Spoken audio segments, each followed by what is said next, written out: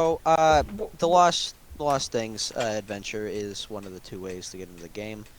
Um, so each of you, as little itty bitty boys and girls, or whatever else, snuck into the Witchlight Carnival, without paying for a ticket, which is a big no-no. And in doing so, you left yourselves without the protection that the Witchlight Carnival offers, and were beset upon by magical little thieves. And each of you, every single one of you, lost something that night at the Witchlight Carnival. And there's actually a little bit of things that I can tell you here. So, during your visit, you lost something. You tried to find what you lost, but the carnival owners, a pair of elves named Mr. Witch and Mr. Light, were decidedly unhelpful. "Silly little screeching cricket, you forgot to buy a ticket," said Mr. Witch. "And the carnival goes round and round," said Light. "The universe is our playground. Nothing's free and nothing's lost. Every visit has its cost." And as time passed, your heart became less heavy, and you gave less and less thought to the thing that you had lost. Now, for reasons you can't explain, the longing to retrieve that which you have lost has resurfaced, as through an old spell has faded away, allowing you to feel the loss as sharply as it had happened yesterday. Witchlight Carnival has returned, and you find yourself standing near a ticket booth by the entrance at twilight, just as the carnival is about to open. There you meet others who look as troubled as you. Without knowing how or why, you sense that each of them has lost something as well. And perhaps fate has brought all of you together. Now, the Witchlight Carnival location. We now arrive at the ticket booth, assuming everybody is ready. Yep. Yep. Alright. Ticket booth is located right where all of your little tokens are. And in fact, I'll pull you all a little bit closer to it. Crossing over a small stream of water that seems to run all around the Witchlight Carnival. A silver statue of a dancing fairy is mounted to the roof of this ticket booth and surrounded by fluttering butterflies. The booth is decorated with an animated depiction of the night sky, while shooting stars dance across it. An elderly goblin perches behind the ticket counter, peering at you quizzically through a spyglass. He lowers the spyglass and calls out to all of you, "Greetings, fairgoers!" Now, this is where you're expected to buy a ticket, and you see a small sign next to the goblin and it says an adult's ticket costs 8 silver pieces, as well as a child's costs 3 silver pieces. Now, if any of you want to try to sneak around inside, you can try. You can buy a ticket, or you can just go up and talk to the man. There. How much money do I have to start off with again? Well, it depends on your background, but I believe all of you have, at the very least, a gold piece to each of your names, which would be enough to buy you 2 tickets. So I believe you have 10. And as for Kata, there's Sage. I think most of you have at least 10 gold. Mm-hmm. So that would be so 1 gold piece is 10 silver pieces. So that would leave you 2 silver pieces left over if you bought one. I slowly What walk do I up. see? All right, hold on. Was somebody else trying to talk? Yeah, what do I see when I look at them? The goblin? No, the other people.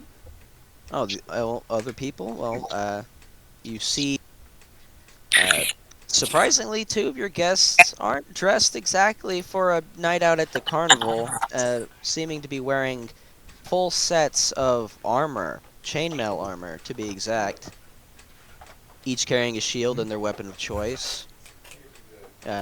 One of them is wearing a fully encompassing head helmet. Huh? This man right here to your I'll left. do that for you back. and an ominous red glow emits from the depths of the helmet.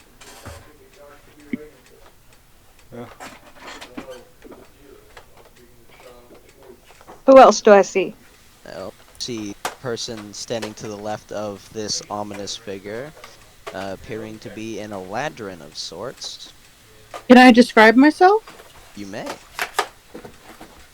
You see a short 4'3" Eladrin with bright red hair and oddly golden skin.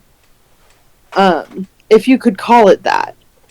They're in a entertainer's uniform, very upbeat, lots of little trinkets attached to them. And they have a parasol, a child's parasol, covered in moss and flowers. And they just seem to be a little upbeat. They have a couple instruments attached to them, and they're bouncing around. They can't keep still. But as they bounce, you hear the little jingles back and forth. And either Ripple or Mardon, you can also describe your characters and interact with anybody else you see here. See, other than the four of you, who seem to be standing out from the crowd quite a bit, there are, of course, many other common fairgoers simply purchasing their tickets and walking by as you wait. The line is a little short. You know, it's about to start.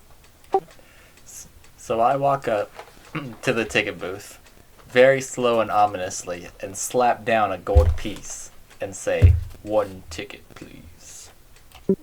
He peers at you back through the spyglass, and he holds an ear horn up to his ear, and he's like, "What did you say?"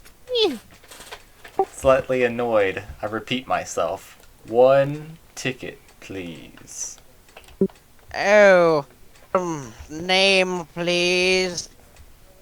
Just have to Mardon. check if you're on the banned list. Yes, let me see here. And he starts ruffling through some papers in a drawer, checking through the M section, and he says, "Oh, well, it would appear you already have a ticket purchased for you by an anonymous benefactor. Here you go." Wait. And he reaches up a little you're already old, on gnarled the- hand, and he places the ticket and pushes it towards you, pushing back the gold piece with it as well. Okay. Thank you, sir. I take the gold piece. Anybody else? You may also walk up to the man or talk with your fellow peers who have lost things. You have a feeling that you should maybe stick together, as maybe some of you might remember more than others about what you could have lost. I After him.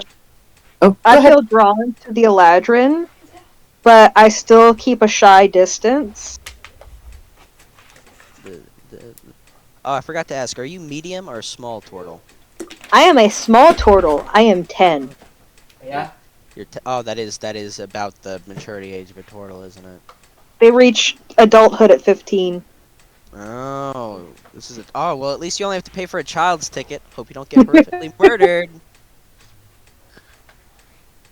I, oblivious, and whatever song is going on in my brain, bounce up to the ticket counter like, "Hi, I would like to have 1 ticket, please. How much?"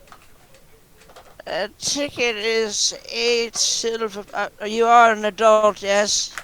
"Yes, please." I don't know. The elves, they get so old. Well, it is 8 silver pieces, but name, please. I also have to check if you are on the banned list of patrons. "Oh dear, I hope not. Kata Tova-san."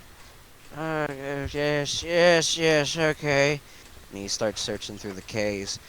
Yes, oh, it would appear you also have a ticket pre-purchased for you under a mysterious benefactor, anonymous benefactor.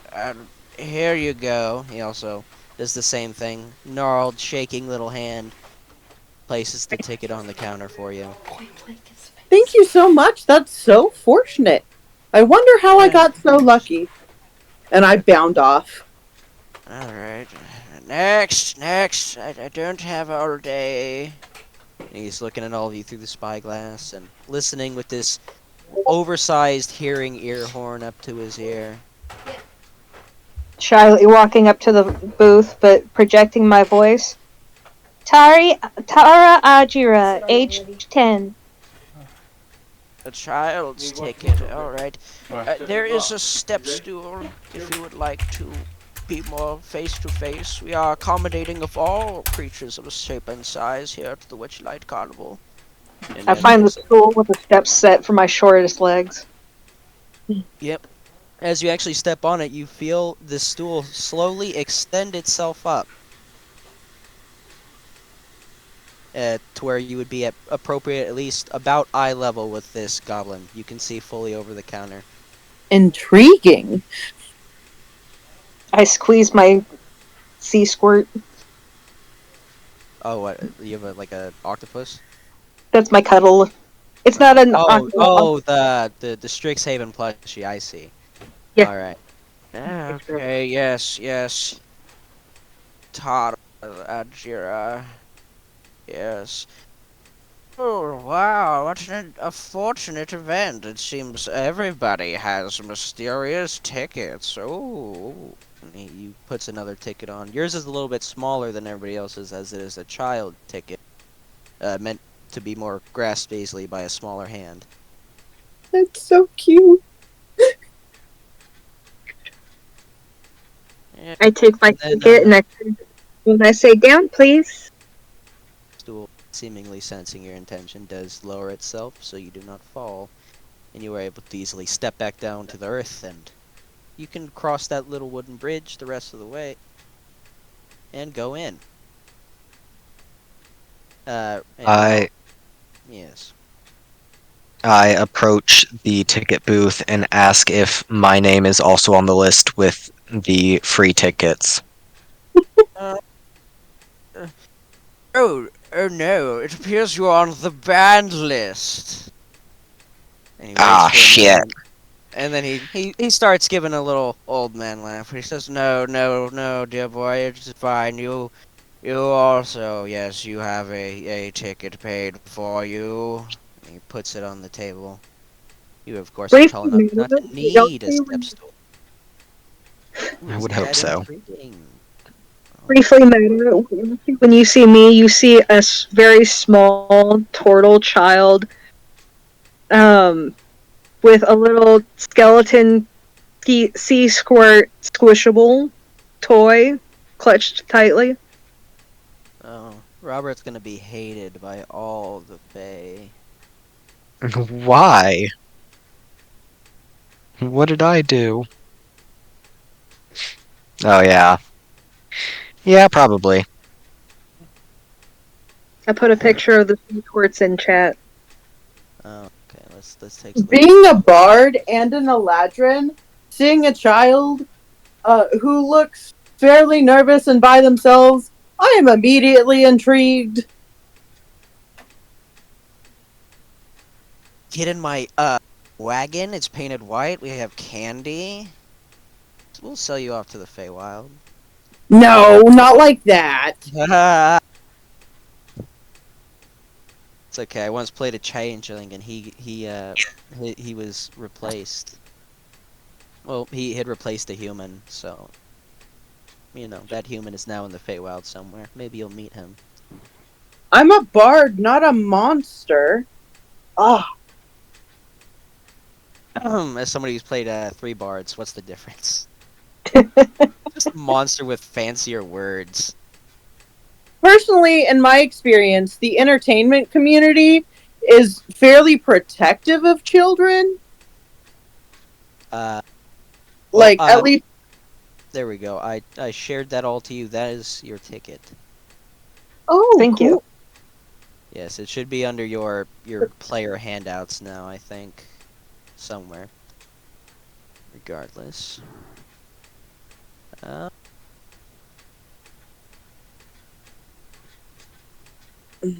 Alright, now once you have stepped into the carnival proper, The first stars of the night twinkle above an apricot-colored sunset. Giant dragonflies whir overhead, trailing streamers, and low mists curl over the ground. Through a floral archway, you glimpse through the wondrous and vibrant creatures of this carnival. Elf stilt walkers, dancing fairies, and painted performers. Everywhere there is laughter, pixie dust, bubbles, and the wistful tune of a whistling calliope. Alright, now as you step through, I'm going to roll this little dice here.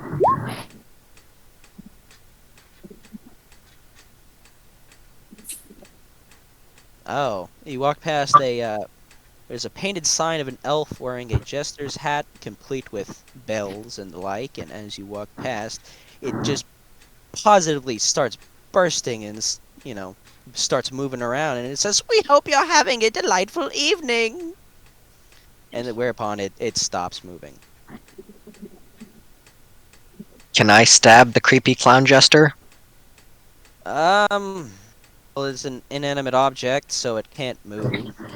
Other than that little bit of magic. Go ahead and roll damage, I guess. Let's see. Just click the damage dice, it should roll it. Shit.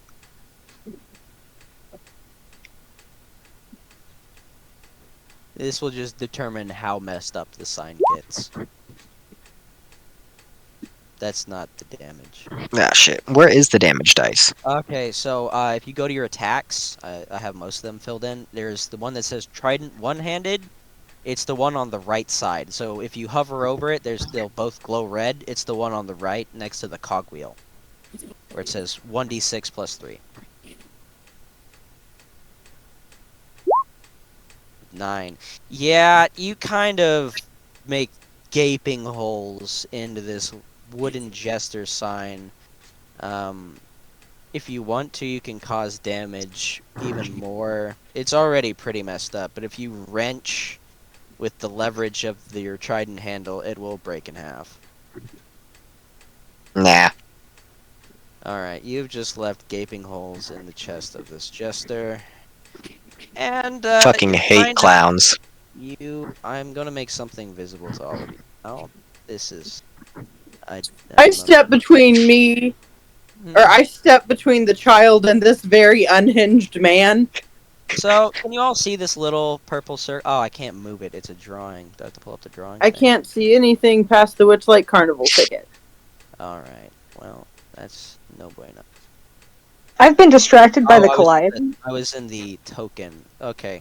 So if you zoom out a little bit, everybody, you will see that there are, at the top corners of each map, there is little diagrams. The first one is meant to represent about how much time has passed since you have come to the carnival. The bottom left, or bottom right, is a mood tracker. And Ripple, it seems your act of destroying a joyous creation seems to have moved that down a little bit. I wonder Joyous? why. That thing is horrifying. I cannot move it, but it is now... mood of the carnival has been affected by your actions. Interesting. Yes, there are this isn't just an empty carnival. There are people seeing what you're doing and quickly ushering the children away from you. You notice. Especially Mardon, although his is more of a passive sort of, oh goodness, you are making a very active scene here. And you can see, oh fuck, I forgot to mention one important part, because this can also affect the mood. When you all came through and got your tickets, you were given this purple set of fairy wings that you have to put around your back as a sign to people that you are a paying ticket customer. You're a ticket holder. I put those things on. Yeah, if you decide to, he does warn you if you decide not to put them on, you will be constantly harassed to show your ticket as you go through. So he really just urges you that it would be better to put it on. I can't wait to see Mardon the Destroyer in like torn up black armor, a shredded, torn, war-torn cloak, and then just pink, purple fairy wings. Do they Alrighty, move like That's I it. actually have Wrong wings? with- Like, are they magical? If you can flex your shoulders a little bit, it will look like you are flapping your wings. Yes! It does not take I very have much. a way to look on my turtle shell. okay, while this little introduction session has been fun, I do have to run off now. That is fine. Oh yeah, perfect. Just like Robert, cause the mood to decline horribly and then leave. Got it. So You know me. stabbed it, and then a security guard took you aside to discuss something. Yeah, you will be removed. We'll put a little spot. We'll put you outside the bounds of the map. Alrighty. Let me know when our next session is, and I will be there. Yes. It probably won't be. I'm fine with Fridays about this time usually. But if somebody needs to move it to a different date, as long as it's not the weekends, it's good to me. I'm good. Alrighty. All right. Yes. So you think you have a problem at first, Tara. You know, obviously these wings could not fit your big turtle shell. It's not meant for your size. Right up until you try to put it on and realizes resizes completely, and you have the biggest wings of them all now. Hey, Your big shell. Mardon, if you put yours on too, will also similarly resize to fit around your chainmail cuirass.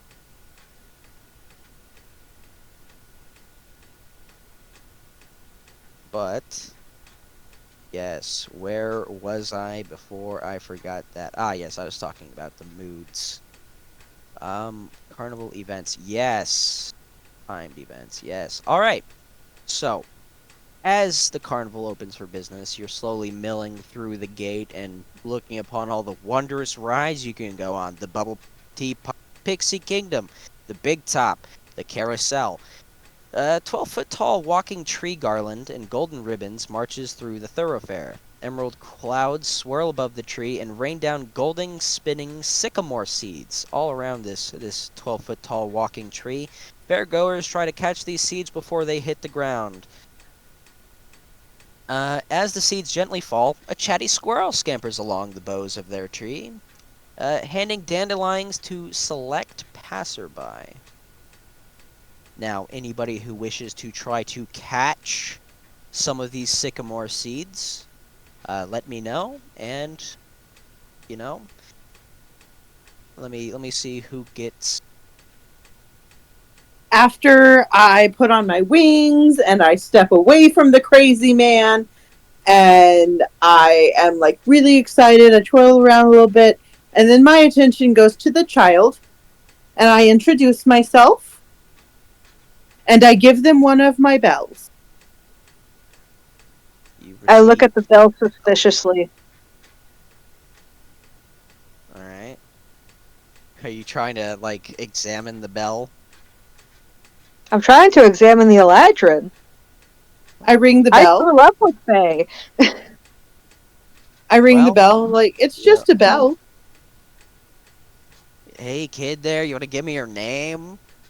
You give me your family's names. Give you a tenner for it.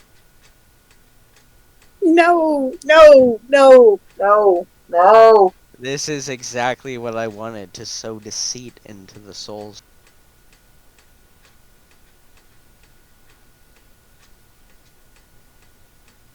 Yeah, I back away a step. You know, no thank you. Okay. Did Neil have to step away? It looks like he has, because I checked his stream and the ticket is still up there. Mm-hmm. Okay, well, if any of you would like to try to catch these falling sycamore seeds, these golden spinning seeds, you can choose so. I need you to roll me a dexterity check. Just plain dexterity, not a saving throw.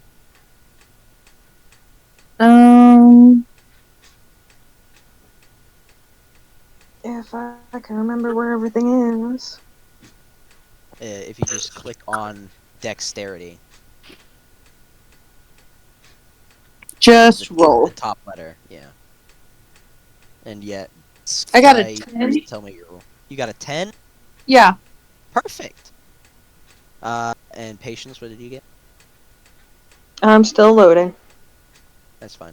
Well, yeah, Sky, Kata easily reaches her hands out and plucks one of the golden seeds out of the air. And I would like you to roll me a d8.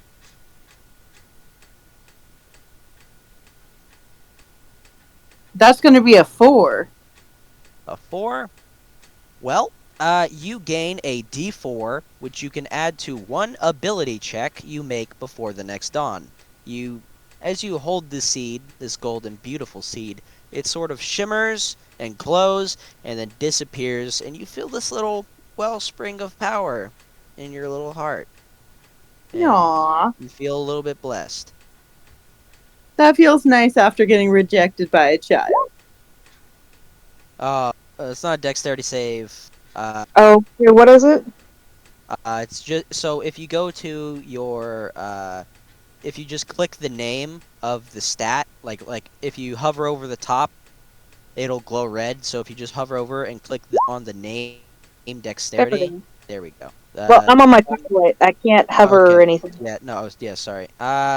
Unfortunately, you're already so close to the ground, being so short, that you try to catch the seed, and it simply plops to the ground where it disappears. But I this also have little stumpy arms. yeah, the little squirrel that is running around this giant walking tree says, "Oh, fret not, little one. Here." And she gives you uh, a dandelion. And she says, "Oh, go on. Make a wish. Make a wish." And if you Wait, what came up to me? there's a little squirrel running around this tree, and since she noticed that you dropped or you did not catch your seed, she's given you a dandelion and has told you to a wish. Make a wish while blowing it out. And do not say it out loud. Don't tell anybody. Send that wish to my DM. It's a surprise tool that will help us later. Mouska tools! I'm What's just your wondering if it's a fey squirrel or a normal squirrel. Well, it is a talking squirrel, and as you are a Fey Lost, you have known that awakened animals are quite frequent in Feywild places. However, the squirrel is not asking for any favor in return, or seems to be expecting anything, as it is handing this gift out to many other people, some of who are Fey themselves, and they are happily accepting it. Okay. See satyrs and fairies each taking, after they have managed to not catch the golden sycamore seeds from the big tree ant sapling, they each get their little dandelion and they blow them out, and silently say a wish in their head, closing their eyes tight, hoping it to come true. Okay, can I think about that wish for a little bit? You may. Yes, it does not have to be today. Okay. Whenever you come up with a wish, it'll come in later. And Alright. what else? What else? Okay, yeah, the tree is telling, encouraging people to, oh, okay, so everybody gets a dandelion apparently, Mm. which makes it a little less special. You also get a dandelion. You just failed to catch the welcome gift of the sycamore tree. So yes, Kata Toba-san, you also get one. Okay. So think on your wish a little bit.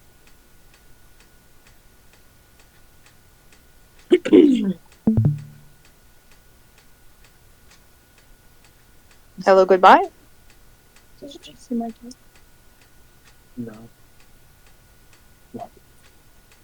I think that was just I don't know.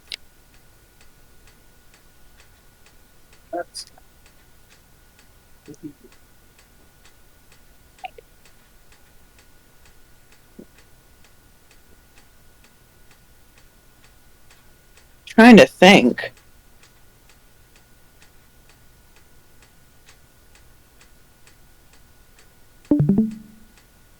All right. was. So yes, that was the. If you look at the time tracker, that was the welcome gifts section. Mardon will get one too, but we have to wait for him. It seems.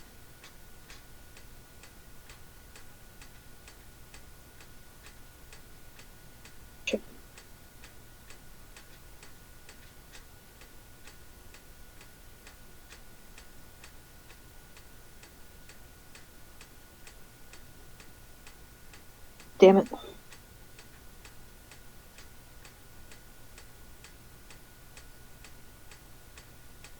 Apparently, Neil left to eat. Here, we can continue. I guess we'll wait for Neil. You means you have some time to think about your wishes, as well as where you would like to go. You of course don't have to be in silence. I'll be here for a while, and you can ask questions, whatnot. Yeah. I kind of hit the wrong button, so I've got to load back in anyway. I have no idea what a skeleton panda sea squirt. I'm gonna look at this more intimately because it just looks like a bunch of ghosts. Oh, Yeah, that's the cuteness of it. that is a little terrifying. They have open, just gaping mouths ready to devour small children. Or like small marine creatures, but yeah. Alright, yeah, I'm gonna move you guys away from the ticket booth since you're now I, into the I have a party. little plushie of that. Oh, that's so cute. It's a squishable. I gotta draw that. I gotta draw that. I asked you to draw my character, but I think you didn't see the message. Probably not. That's what I'll do while I wait. I'll just sketch you up a little turtle with a squirtle. I sent you the turtle to model it after. Ooh, is that in our text? Messenger, yeah.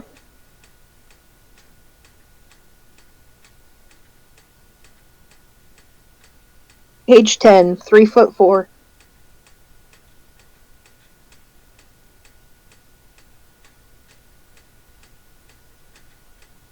Oh, the turtle. Okay, I see.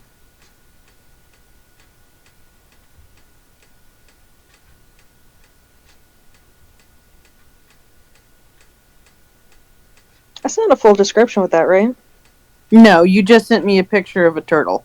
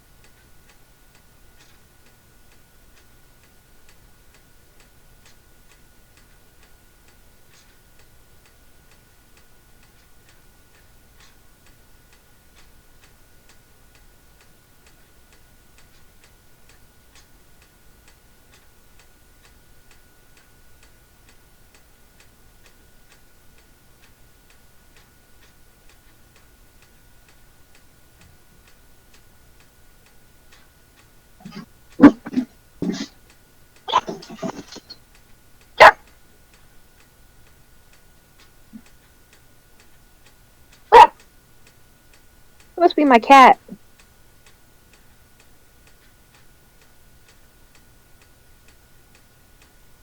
Alright, well, I am going to go use the restroom real quick and give me just a few. Okay. Hi, Knox, back already.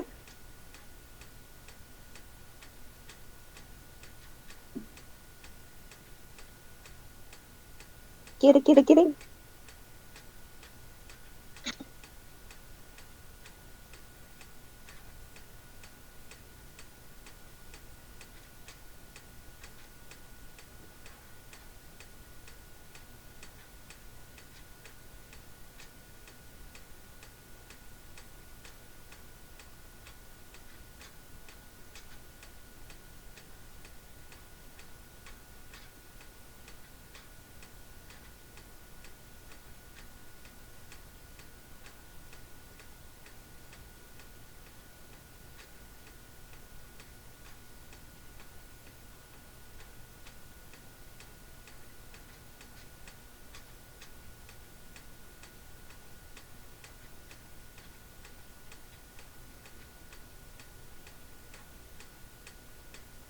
kind of sound description with it.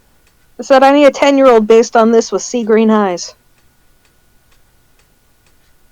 That is not much to go on. Female turtle, 10 years old, sea green eyes, 3'2", based on the Indian star tortoise.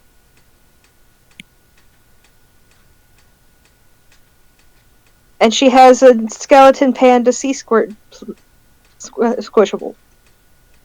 Okay, I need to look up Portal.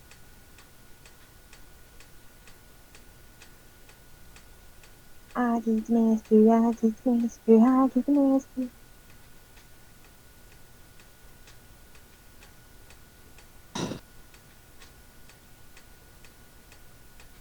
What class? Ranger.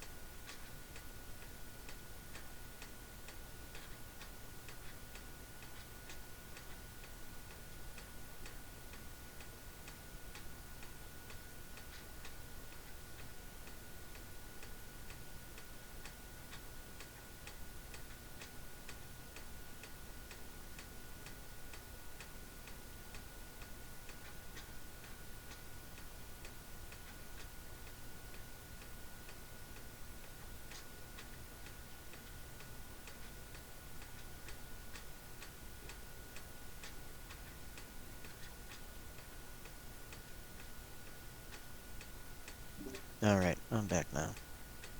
Welcome back. Yes, the mic apparently decides to go fucky whenever it's even slightly pulled out of the aux. Mm. Most unfortunate.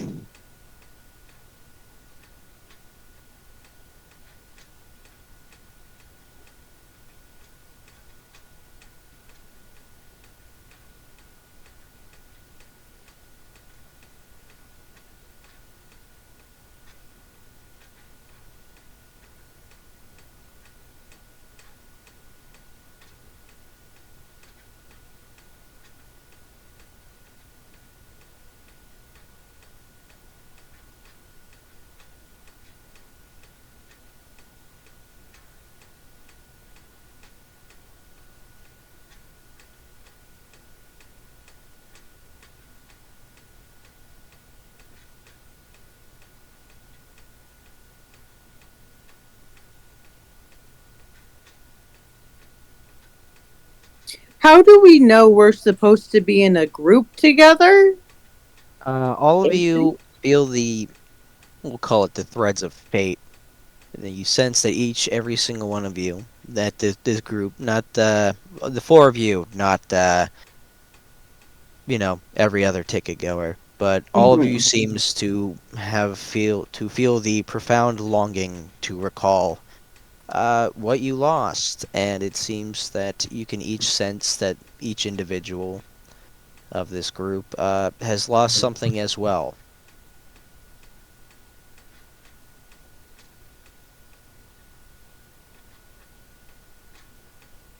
It's a little better of an introduction than, oh yeah, you're all at the tavern. Yeah. You at least have one common factor between the lot of you.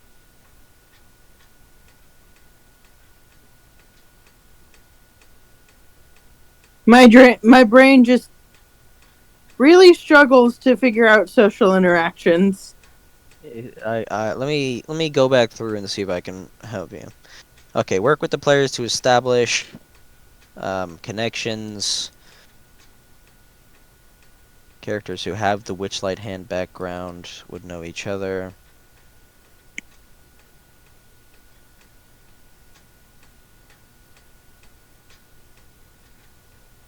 Curses, that's the Warlock's quest. That one's not important.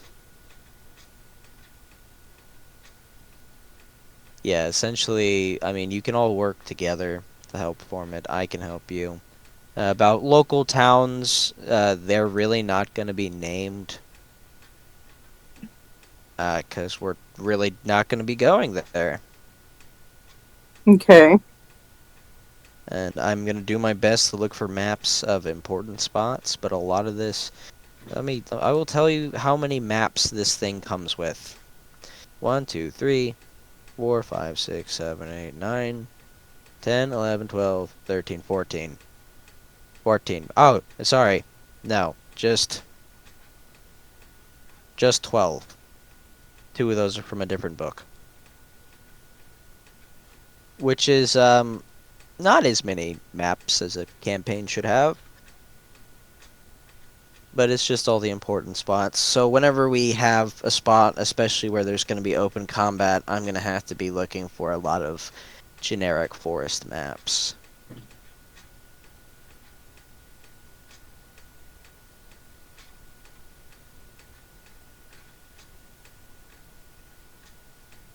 But I mean, there are some free ones that I can use because there are some free maps that just come with using this website.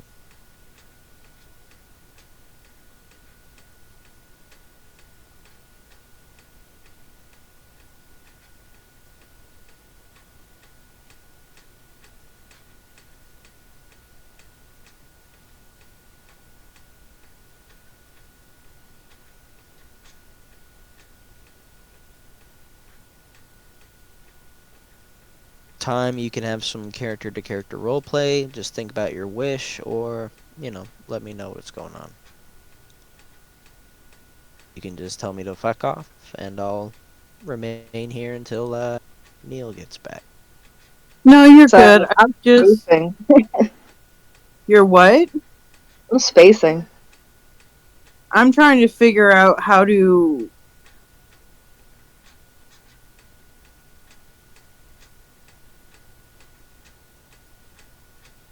interact with characters.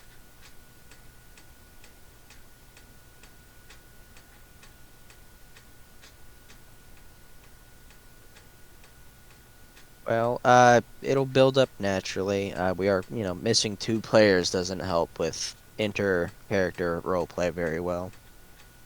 Yeah.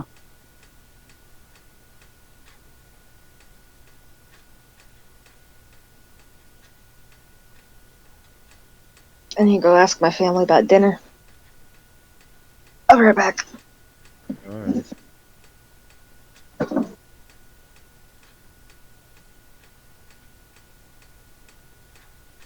So, can you tell me more about like the wishes? Like, what are the rules for the wishes? There is really not one. It is just make a wish.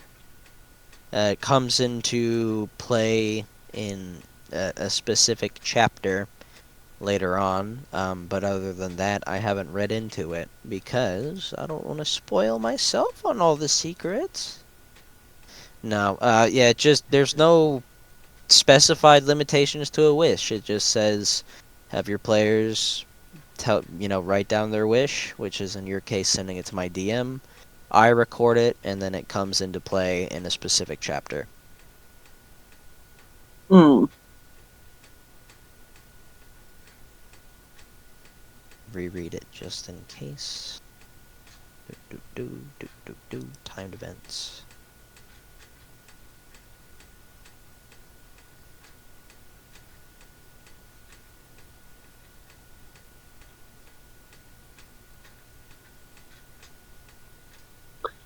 I know what I want to wish for.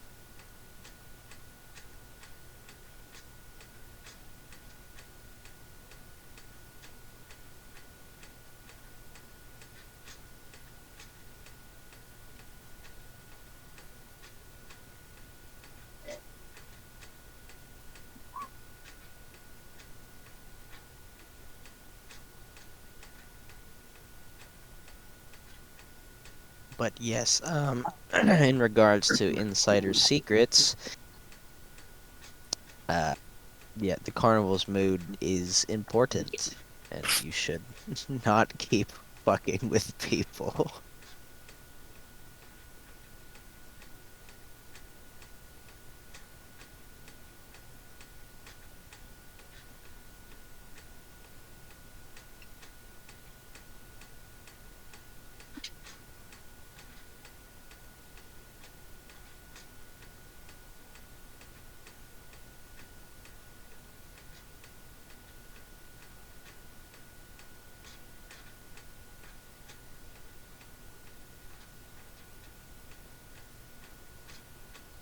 I just sent you my wish.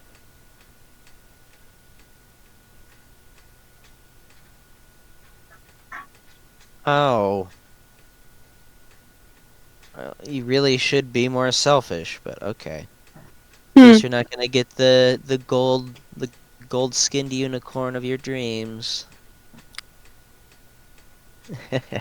No, it's This fine. is It's what a my good wish. character wants.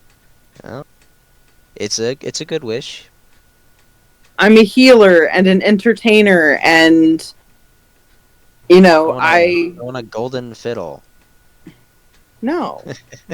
What you don't want to beat the devil in a fiddle contest? You know that thing is like, if you don't believe in God, why don't you go around raping and murdering as much as you want? I do. No. I rape and murder exactly as much as I want, which is not at all. No, they're making me cook. Well, this is being streamed. Hum. Multitask.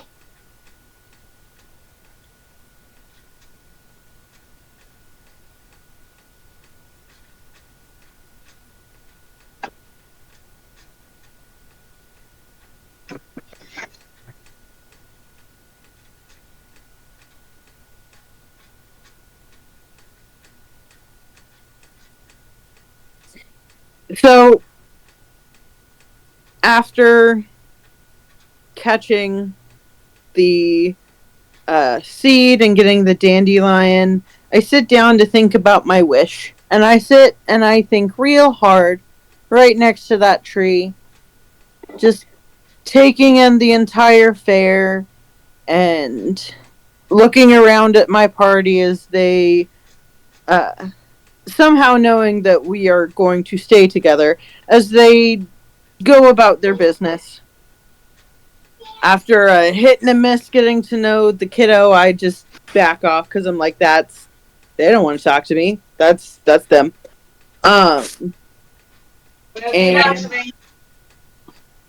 And I sit there and I think real hard and I close my eyes. I take a deep breath in, and with all the feeling in my heart, I blow out and I make my wish. And then I sit there and I listen to the sounds of the fair and I start just playing along on the instruments I've got. Let me see what instruments I've got.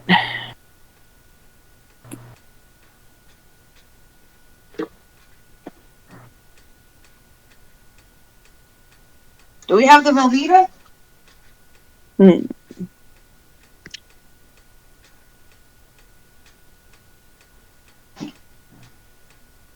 I decide to take out the pan flute because it seems appropriate to the fair, and I just start doodling along, just tooting my little heart out to the sounds of the fair. I perk up because I too have a pan flute.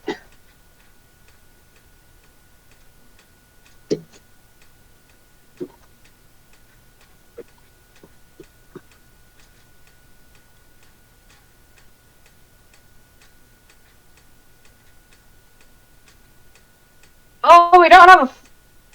Never mind.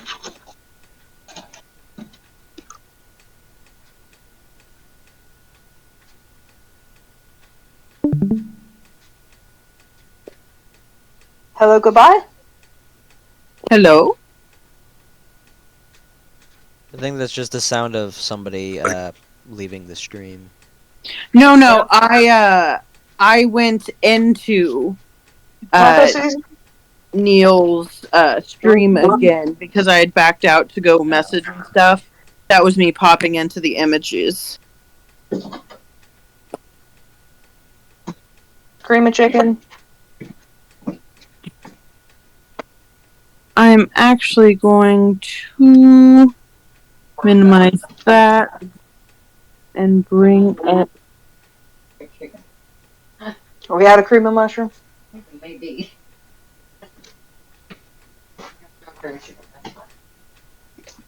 Do we have enough cheddar? Chicken up there. Be honest, we don't know.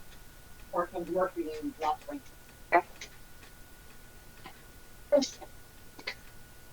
We have some mozzarella, and we do have some very little cheddar. Oh, yeah.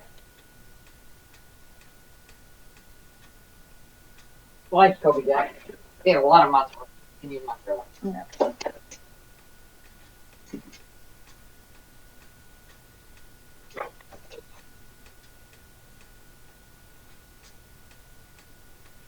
Okay. Yeah, we don't have enough cheese, but.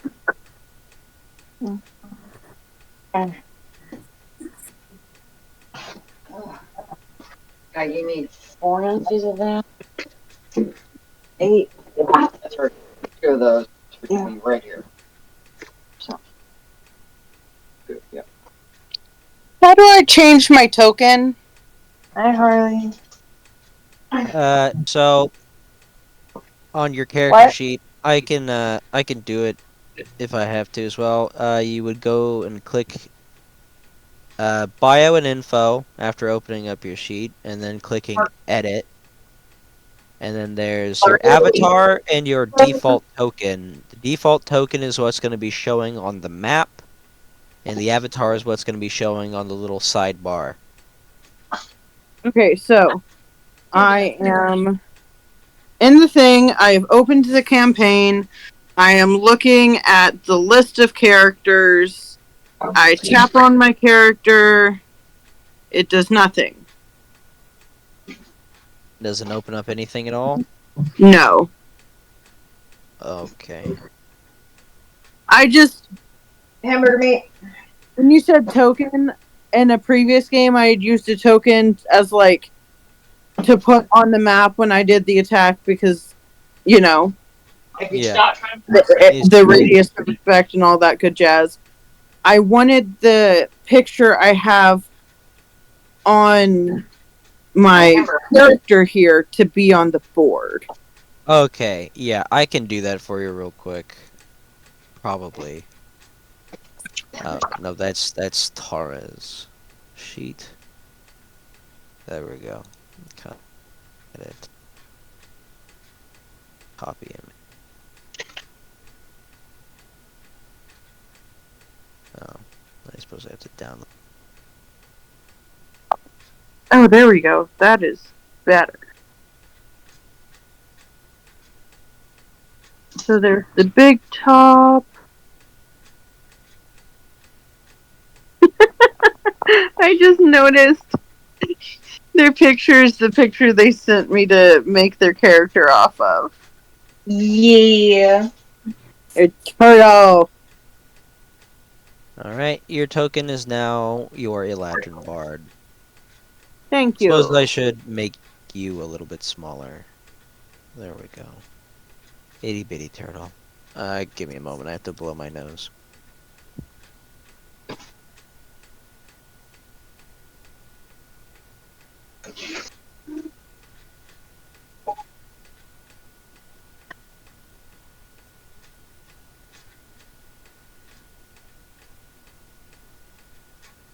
Yeah, I don't know if any of you noticed, but I'm a little stuffed up. You okay? Yeah, just a little bit sick. I've got a game of Storm King's Thunder tomorrow. Oh yeah. Yes.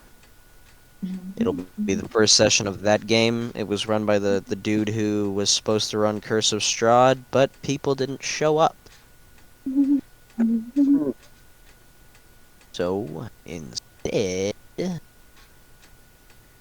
we're gonna be running Storm King's Thunder. Gonna actually ask him real quick, because he should still be up if we're using the old game.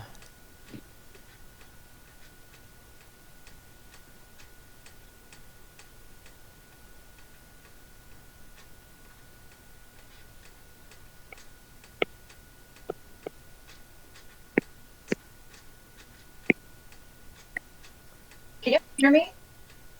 Yes. Okay. Making sure. Though you do kind of cut in and out. I'm in the kitchen. Yeah.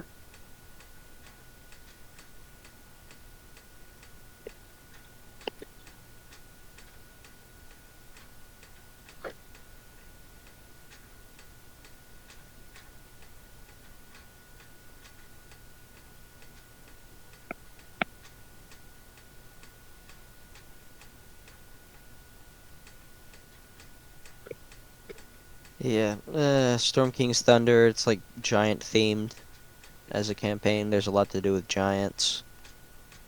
So, I'm gonna be playing a Rune Knight, which I've been wanting to play for like 2 years. Nice. Yeah, still don't get to play my Henku Scribe Wizard, though. Most unfortunate.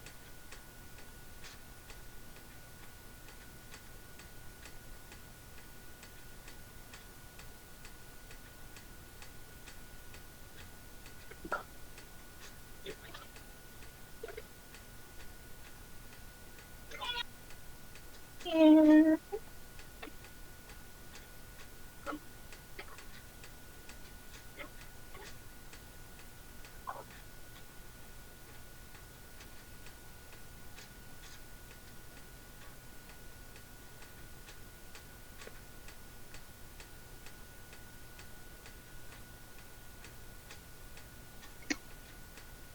So that's what the new Yakuza games are like.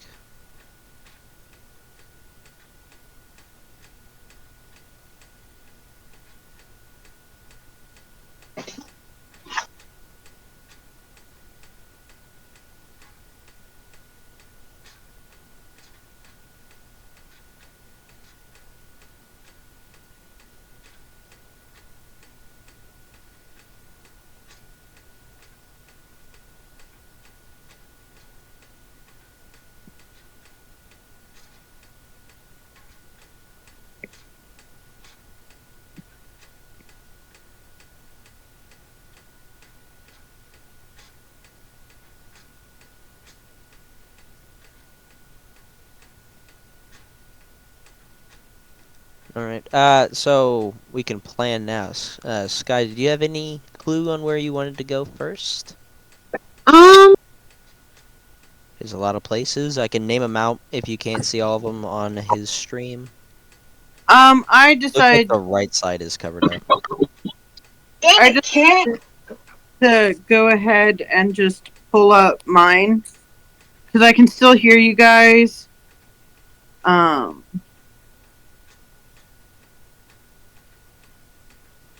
all that good jazz. And if I don't have to stream my screen, then I can. Pixie Kingdom sounds really interesting, as well as the Bubble Pop Teapot. And we're Yeah. just right inside the gate, and the entrance to that is right there next to Snap. What, So the snail race? The Pixie Kingdom entrance. We're by the Yeah. teapot. Yeah, you guys have just walked across that little wooden bridge through the ticket booth, took a little corner, and now you're standing right pretty much in the middle of the carnival. And then there's the left and right sides to go to either ride section you want to. And yeah, Pixie Kingdom and Bubble Pop Teapot, they pretty much share the same area. All you have to do is walk in front of you. I can even do a little measuring. You just gotta walk and come in here. Yep, And that's then exactly either- where I be. Either two of where you want to go. I want to walk into the entrance, not quite going in, and then look back at the party and see where they're going. Ripple has long since disappeared, being talked to by a very burly bugbear and a equally as burly hobgoblin. Nice. Yes, they're wearing muscle shirts like I hate to call them wife beaters, but that's like the common name I know them with Yeah. big old purple wings that show that they are staff members. Absolutely jacked, wearing sunglasses. Did you hear what I had to say about sitting down for a bit at the tree and playing a little ditty? Played a little ditty, yes, and the other character whose name I keep forgetting, Tara, said that they peaked up, and 'cause they also have a pan flute. Yeah. Yes, so I they guess I chose the right instrument. Hurrah! Yes, but until Neil and Patience get back, there's really I mean, I'm Not here. going for a full ride. I mean, I don't I'm know here. how Like- interested Mardon is going to be in Pixie Kingdom, anyways. Right. I'm at a close distance. Well, then you would see that Kata Tobasan has been started wandering towards the entrance to the two closest rides to you, being the Pixie Kingdom and Bubble Pop Teapot, and is looking back to see if any of you are going to follow.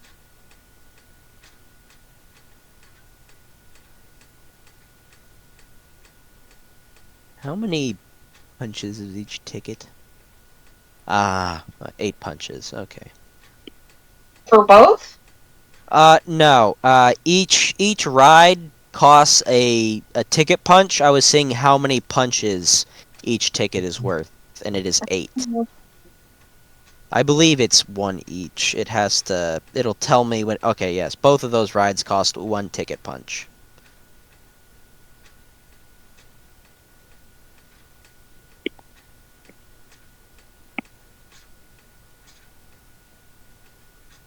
I think I'd rather go to the teapot. Yes. So you want to go towards the teapot? All right. Makes sense. It is. I can do a little. I can tell you what it looks like if you want. You can decide if you want to go to that. All right. So, as you walk, past the ticket booth, and you guys sit around for a minute, and then you continue on. You walk forward, and then to your left, there's a 20-foot tall teapot resting on a wooden platform. The painted surface of the teapot whirling with moving imagery of flying dragons breathing streams of bubbles. A door at the base of the teapot allows entry to its interior, and those who emerge those who enter emerge from the spout of the teapot encircled in a bubble that detaches to float off across the carnival.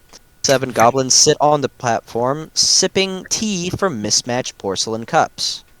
So, yeah, people who go through the door, a couple seconds later, a bubble comes out of the spout of the teapot with a person inside, and it slowly circles around the carnival a little bit.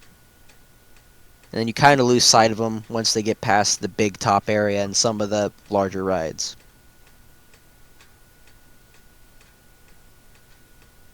I look at Kata, I think about it, and I go toward the pixie house. Okay, you would prefer to go to Pixie King.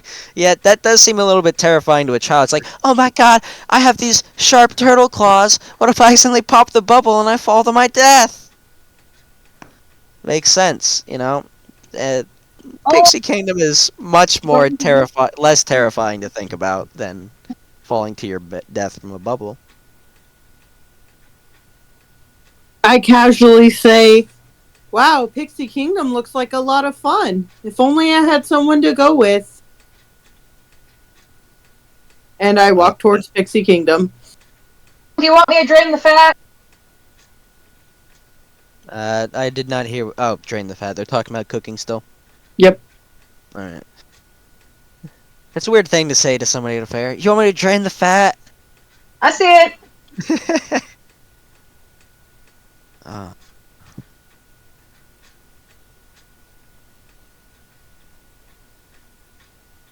I'm freaking out, man.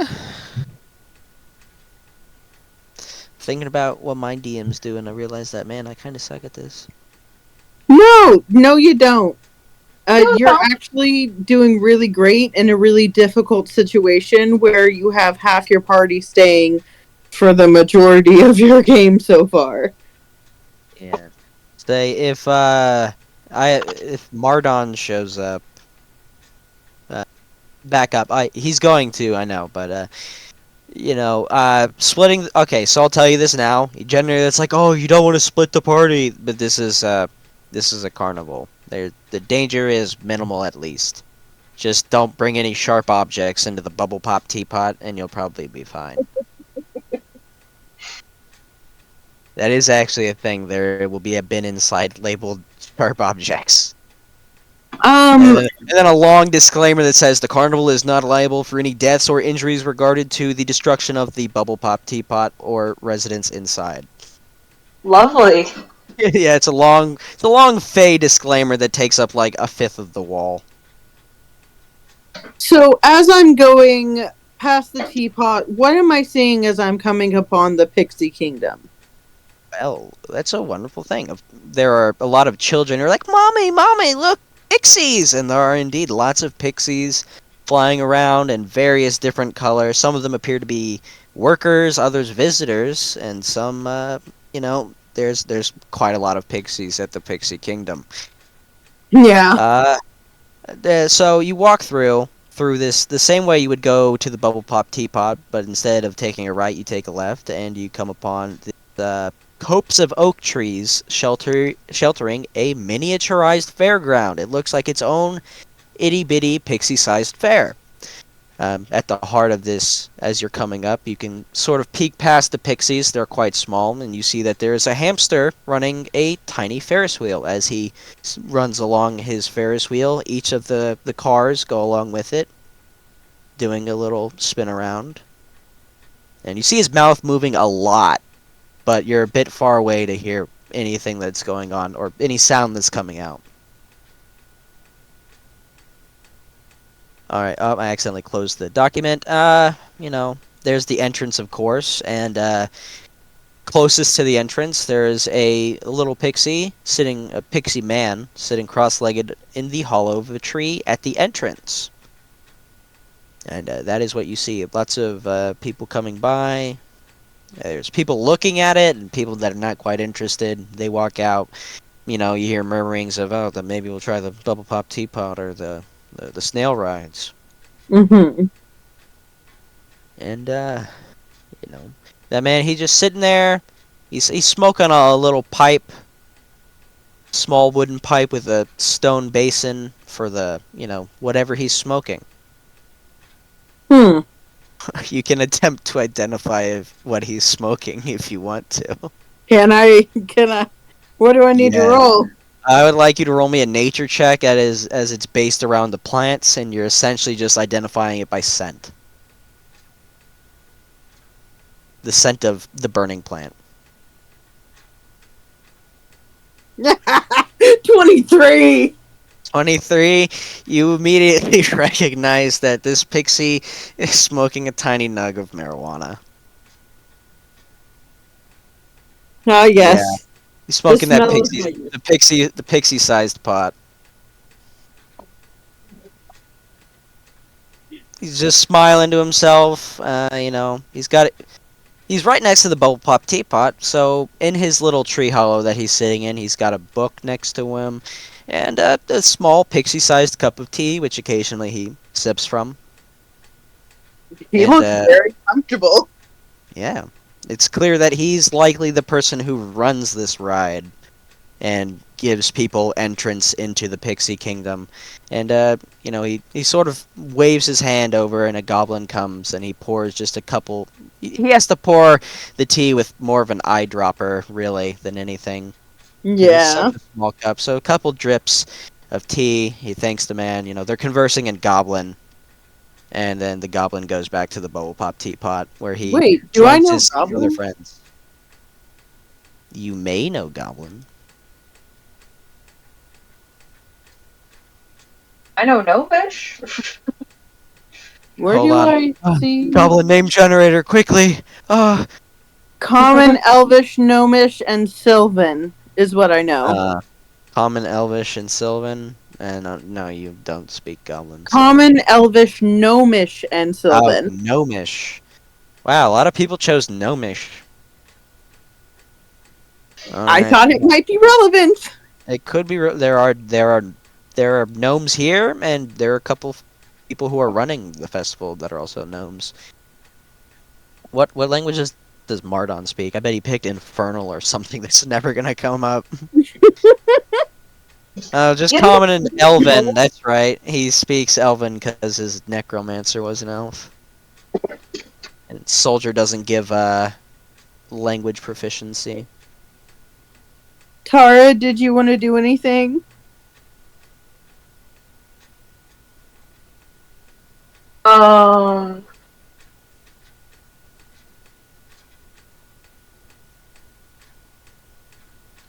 I'm distracted staring at the pixies.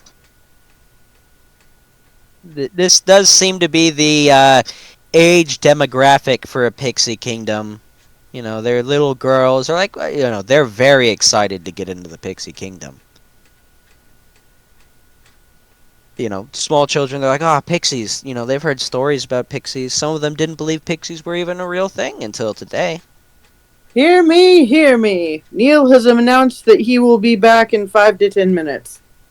Wakata didn't know the pixies.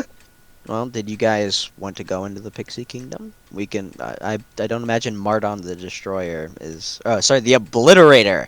Not even the Destroyer.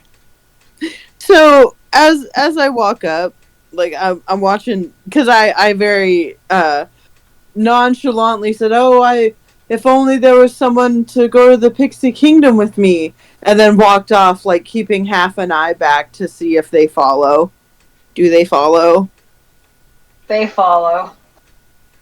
As you walk up, the pixie. You hear him muttering and Sylvan to himself, and which you can speak that, right?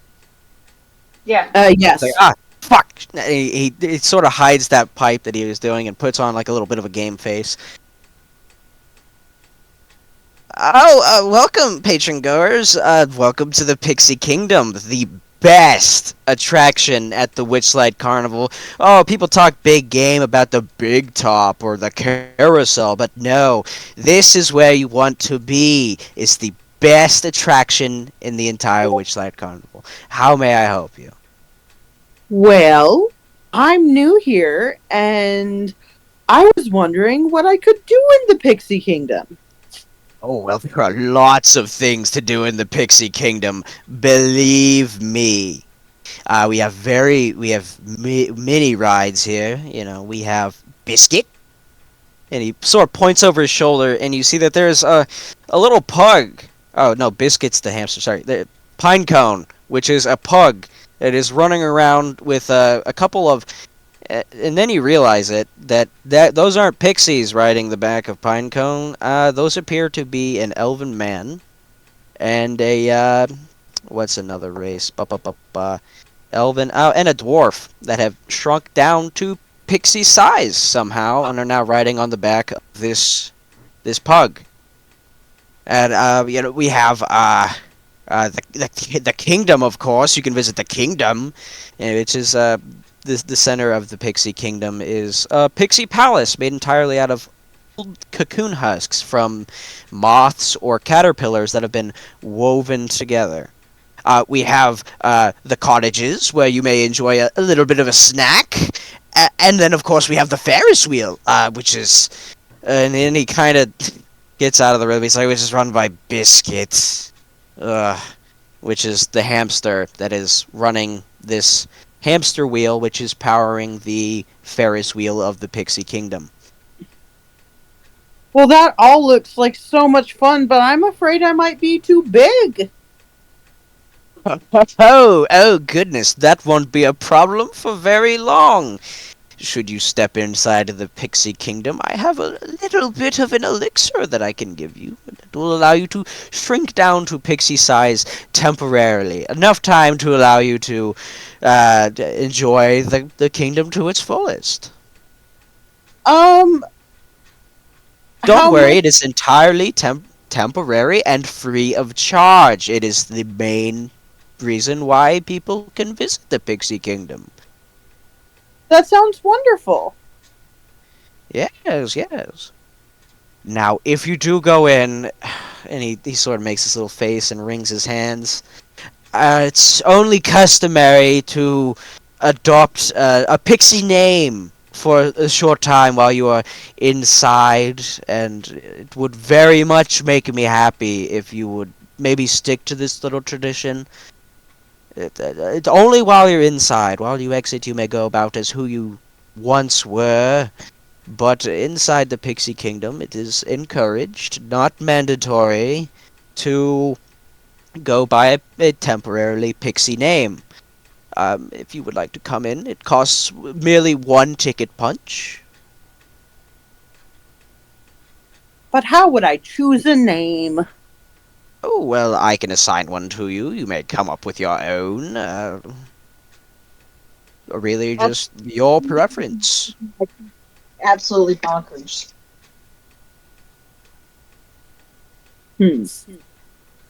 I And he looks very hopeful that you would actually go through with picking a pixie name. Seems to mean a lot to him for some reason. can I There is a rollable table, or you can look up a name generator online. Just pick a first name. You don't need to come up with the last name.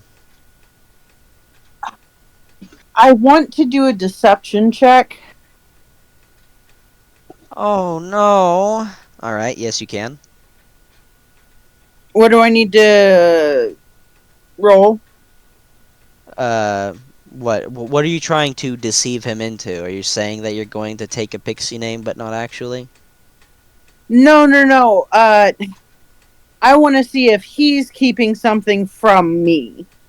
Oh, that would be an insight check. Insight is It's a wisdom-based skill. okay. That is a 13. I'm gonna tell you now, he's not lying at all. It's really easy to just see that it is really just an honored tradition here at the Pixie Kingdom that when people come in, he's not saying you have to. It's just like a little tradition when people come into Okay. the Pixie Kingdom, and it is encouraged but not mandatory. There's nothing. He's not trying to trick you into doing anything. The potion he seems to be offering, as he said, he's entirely truthful that it will wear off once you leave the Pixie Kingdom. Okay, And it's not so permanent. You won't be stuck as a pixie forever or anything like that. having see people like not getting any bad vibes. I rummage around in my brain. I kind of tap my fingers on the drum on my hip while I think, and I say, how about Willow?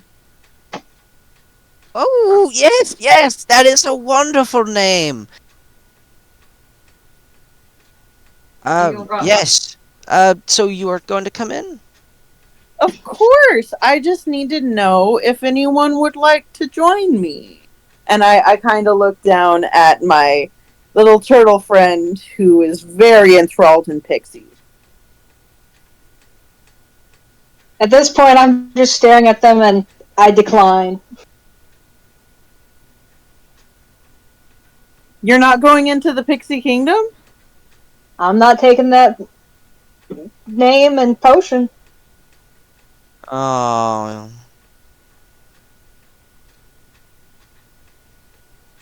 I don't think you can enter the pixie kingdom without the potion, though. No, please don't. You could accidentally. Last year, some kid came in and he accidentally destroyed one of the little houses. Somebody got very. No, I wouldn't want to hurt anybody. And I say thank you, and I take the potion in front of them. And what do they see happen after I take the potion? Well, first he has to click your ticket because that's like the cost of the potion is Yeah, the ticket punch. Alright, he punches your ticket. You drink it. You shrink down to tiny size on the ground. But to assure you, you see that couple that was riding around on the pug, the elven woman and the dwarven man, as they exit the bounds of the pixie kingdom, both of them immediately shoot up back to their original sizes and continue freely on, moving towards a sign that points towards the gondola swan at the other end of the Witchlight Carnival. I look up in my teeny tiny voice and go, "See, I'm just fine." I look at everything. The potion cost us a ticket, Just a ticket punch, yes. but the name is free. The name is free. It is yours to use within the Pixie Kingdom or not, and to, if you wish, abandon it as soon as you leave. It will not be bound to you forever or anything. And yeah, he's being truthful. But also, he looks high as shit, so it's pretty easy to tell if he's lying, you know. You'd be able to be like, oh no, he's like, you know, smiles would be tugging at his lips or whatever, but he's just chilling. I'm back, by the way. Oh, hello, Mardon the Obliterator.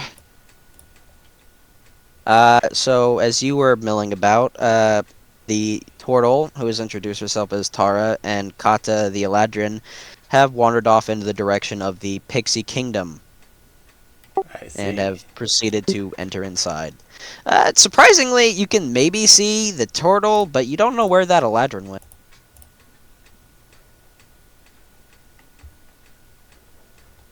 I'll take the potion, but I'll That's keep Tara. my.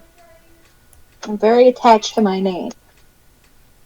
Oh, alright. He does punch your ticket, and he hands you a little itty-bitty vial. And once consumed, you will also shrink down to tiny size and be able to roam the Pixie Kingdom freely. So once they shrink down and they come inside the bounds of the thing, I look down at them and I'm like, "How do you feel?" Oh, sorry. He also before you all drink your potion and shrink down, he sprinkles you with pixie dust. You lift up a little bit. So you are now able to fly around for about a minute, so you can get into the Pixie Kingdom proper.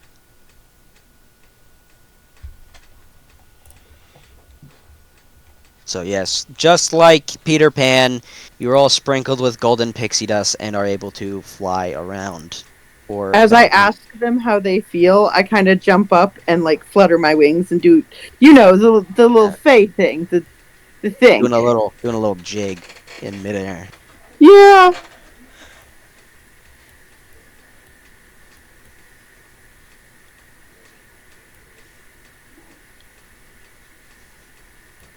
Oh, alright. Yep, so you're now... Uh, so you refuse to take a pixie name? Alright. Yes. You can... Mardon, you can join the Pixie Kingdom if you want, or you can go head off in a different direction, and we can handle you after the Pixie Kingdom has run its course. Okay. I'm gonna go to the Lost and Found, but I gotta do something real quick. Okay, yeah, I'll move you over to the Lost Property section. There we go. Alright, so... this potion, I'll just let you know, it's going to last for about an hour, or until you want the effect to end, which is, you know, preferably once you exit Pixie Kingdom and are going to move on to other rides. I'll move you both into the Pixie Kingdom section. You're now both very itty-bitty. There are 12 pixies chilling around, and the Pixie Kingdom is a tranquil oasis compared to the rest of the bustling carnival. In the air, you smell the aromas of blackberry wine and flower blossoms, and 8 brightly painted doorways are nestled in the bark of the bases of the surrounding trees. Yes, there are 8 little tree houses, essentially.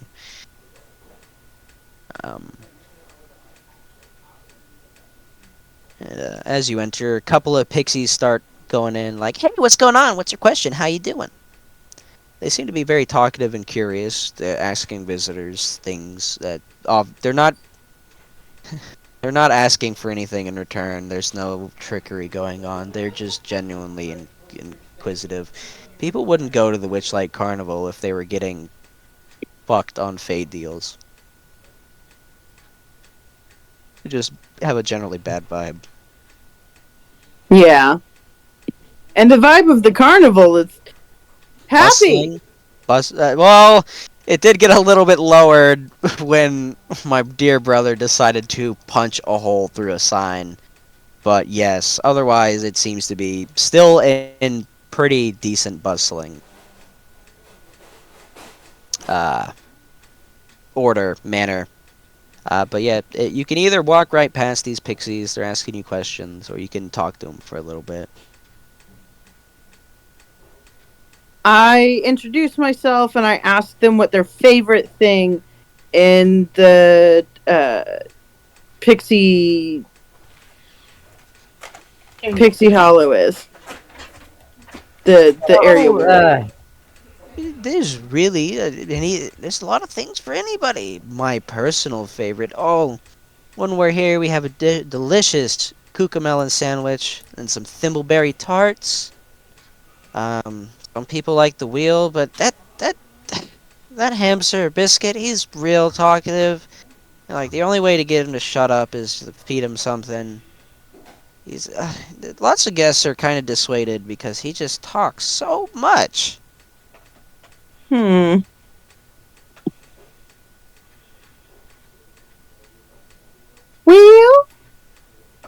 what do you want to do?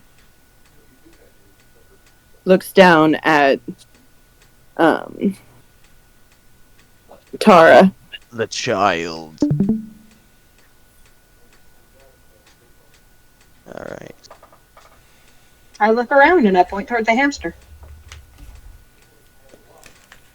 To the hamster! And I march off behind the child.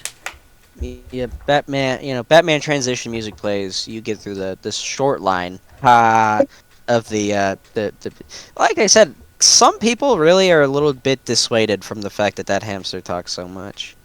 But the ride stops for a minute as the hamster catches his breath, drinks a little bit of water.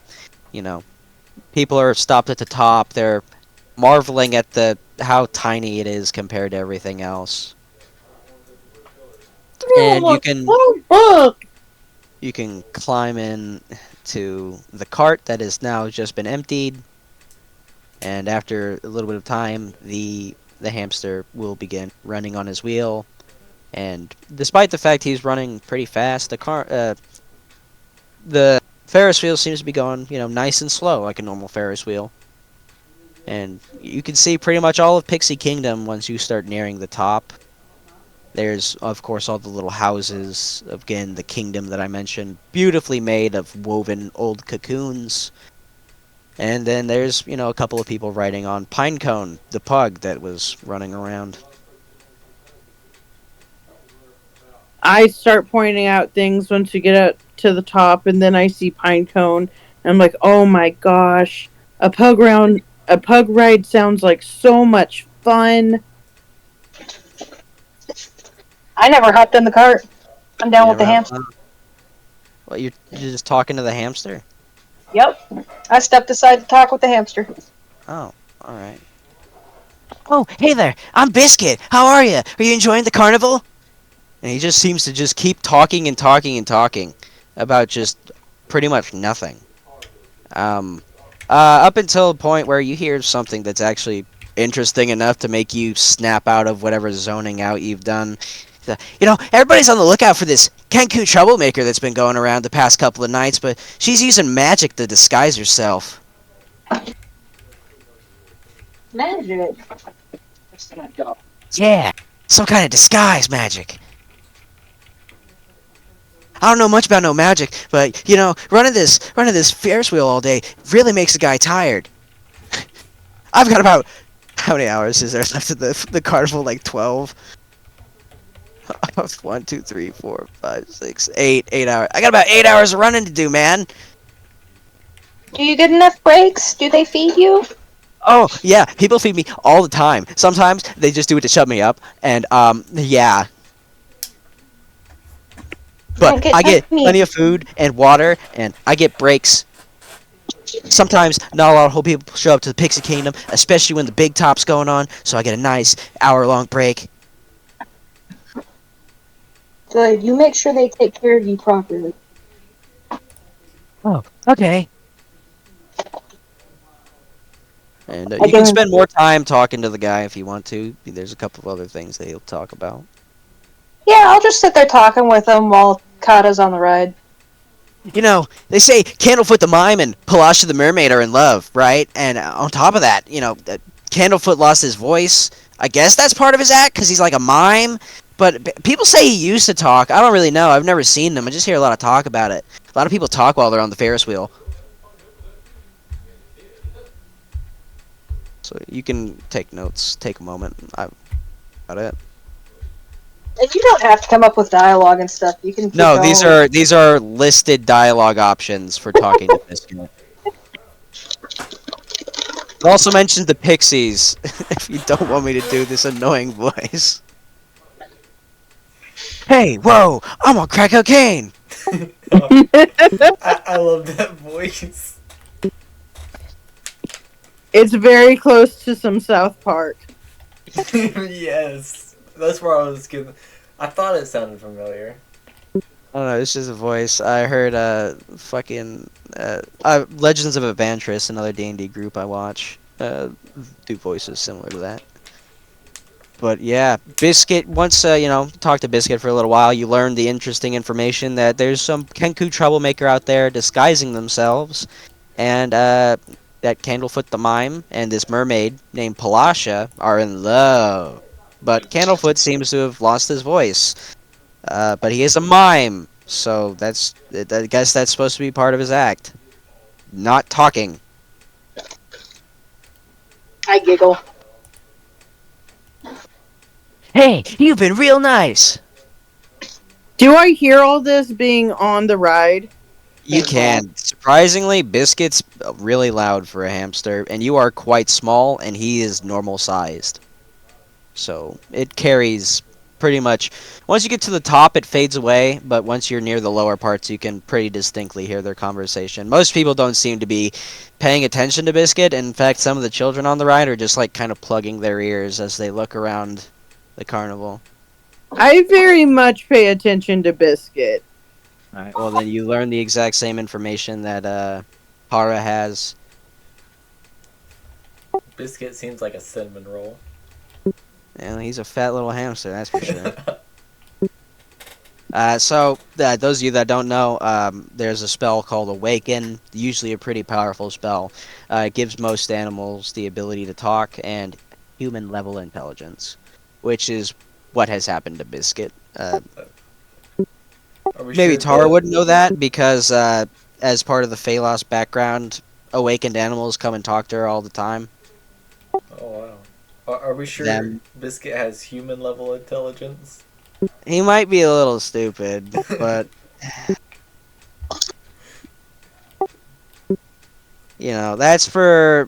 that's for them to make a decision. As we do this a little bit, you guys can. They mentioned cucamelon sandwiches and thimbleberry tarts, which has a small sign on one of the little pixie cottages that says that they're free sandwiches and dessert. It's just little sized snacks. That sounds amazing. Yes. Uh, roll roll me a D100. If you roll 100, you're deathly allergic to thimbleberries. No, I'm kidding. Nobody would eat that. All right, and after a while, after I talk this out, Mardon will go onto the lost property. After a while, you guys can mill around, maybe talk, but they announced that there's going to be a game of hide and seek organized by two pixies, the supervisor, Honeymint, and the seeker who calls himself Starbug. Now, if any of you would like to play hide and seek with the pixies, oh, you got caught, you're going to go to the Feywild. No, I'm just kidding. That's not a thing. Please stop being paranoid. This was Oh, fun! I have a Feywild background. I grew up with Fey. But you're still in the Um, material plane. That's the important part. It's just a Fey carnival. You're still in the material plane on the planet of Toril in Faerun. Oh, dang it. I thought we were in the Fey realm. No, you are exceedingly close, though. You can feel vibrant Fey energy throughout the entire park. I'm a It's Okay, then I would whimsical, like to it's magical. revise my wish. Okay. You can do so. I will Uh, let you do that. Mardon, you also have a wish. That's something that happened earlier, but you have a wish. Oh, And nice. at the end of the session or whenever, you can DM me your wish, and it'll come into play later. I see. Get off. I love you too. Get off. I love you too. Get off. Oh, a cat mischieving. Alright. So, did you say that you wanted to play hide and seek, Sky?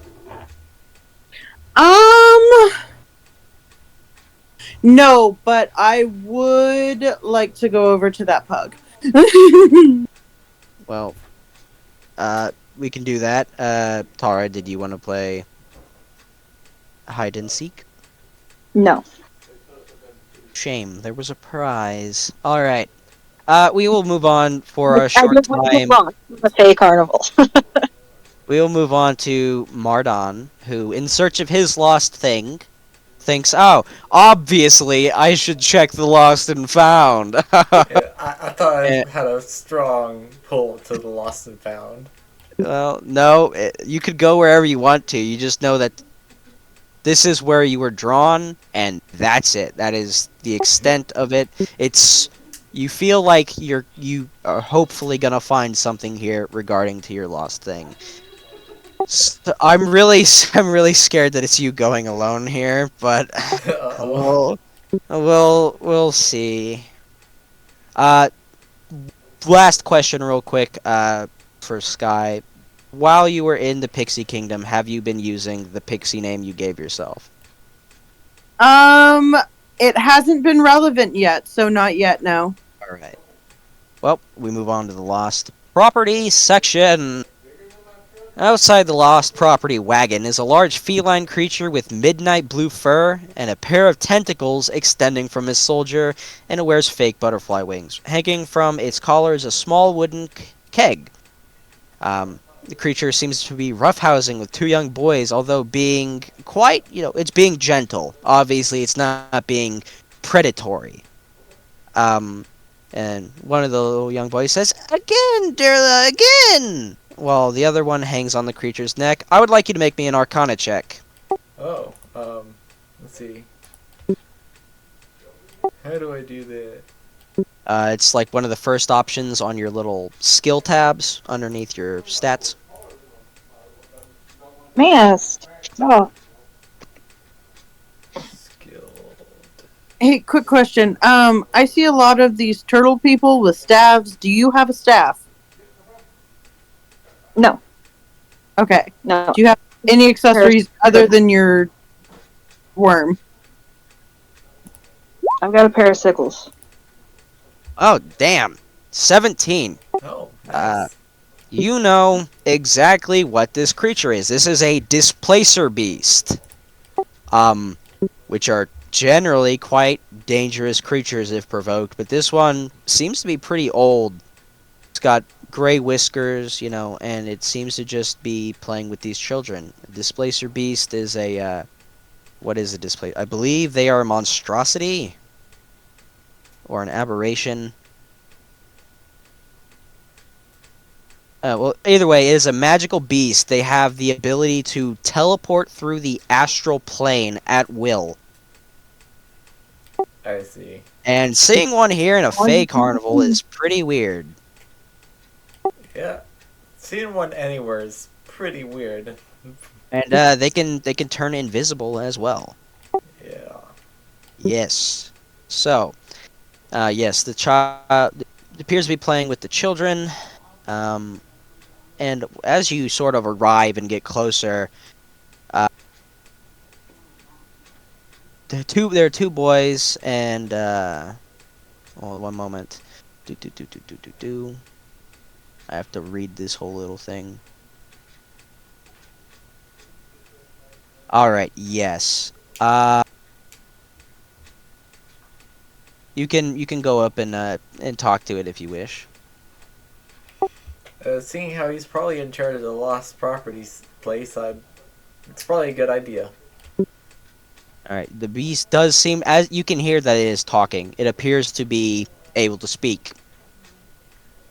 So you imagine that this is probably the beast that runs the lost properties section of the Witchlight Carnival. Okay.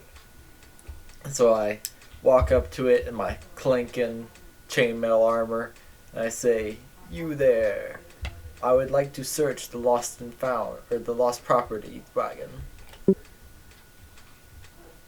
Well, the displacer beast sort of ushers the children to step off of it and quit playing with it, as it now has to handle some adult business, and looks up to you and says, "Well, what have you lost?"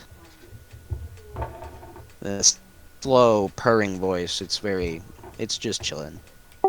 Um, It's not gonna allow you to just rummage through everything. It's asking what in particular. right. Uh, so when this lost thing, it's kind of like a chunk of my soul, right? That's what I'm looking. Not exactly. It's just you can view it sort of like that. It used to be a part of you, and you don't have it anymore. Okay, then I'll tell this placer beast that I have lost something very important to me, or not. No, that's not right. 1 second. Well, I if have you had, lost a part of me that I many years ago. well, child, this is a place for material lost things like a shoe or a watch. I'm afraid we don't have anything in our stocks that involve non-material things such as that. But some things come up missing on the Rich Light Carnival and never really come back. But before the beast can say more, before any of your questions, the older of the two boys, the boys that were once playing on this small beast, it picks up a small mirrored ball on one of the shelves of the wagon. And noticing this, the displacer beast raises its hackles, snatches the ball back with a loud snarl and a flick of its tentacle, obviously not harming the boy, but being very angry that it touched this small ball, mirrored ball, and the child runs away, crying before the displacer beast immediately realizes what it has done and is so ashamed. It tucks its long tail in between its legs, and the other boy is sitting there still. He completely missed this entire thing happening, and the beast says, "Please, I cannot leave the Lost Carnival. Would you please go after that child?" Is very frightened and very. You see in its eyes that it is not happy with itself. It's so ashamed, and there's a deep twinkling sadness in those eyes. Okay. Seeing how I am neutral, or lawful neutral here, I guess I will take this quest from the Displacer Beast. All right. Well, you can make me a wisdom perception check.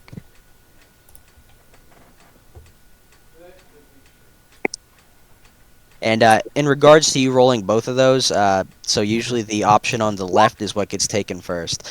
All right. Needless to say, you search for the child and you fail. You can roll another one if you spend about 10 minutes searching for this lost child.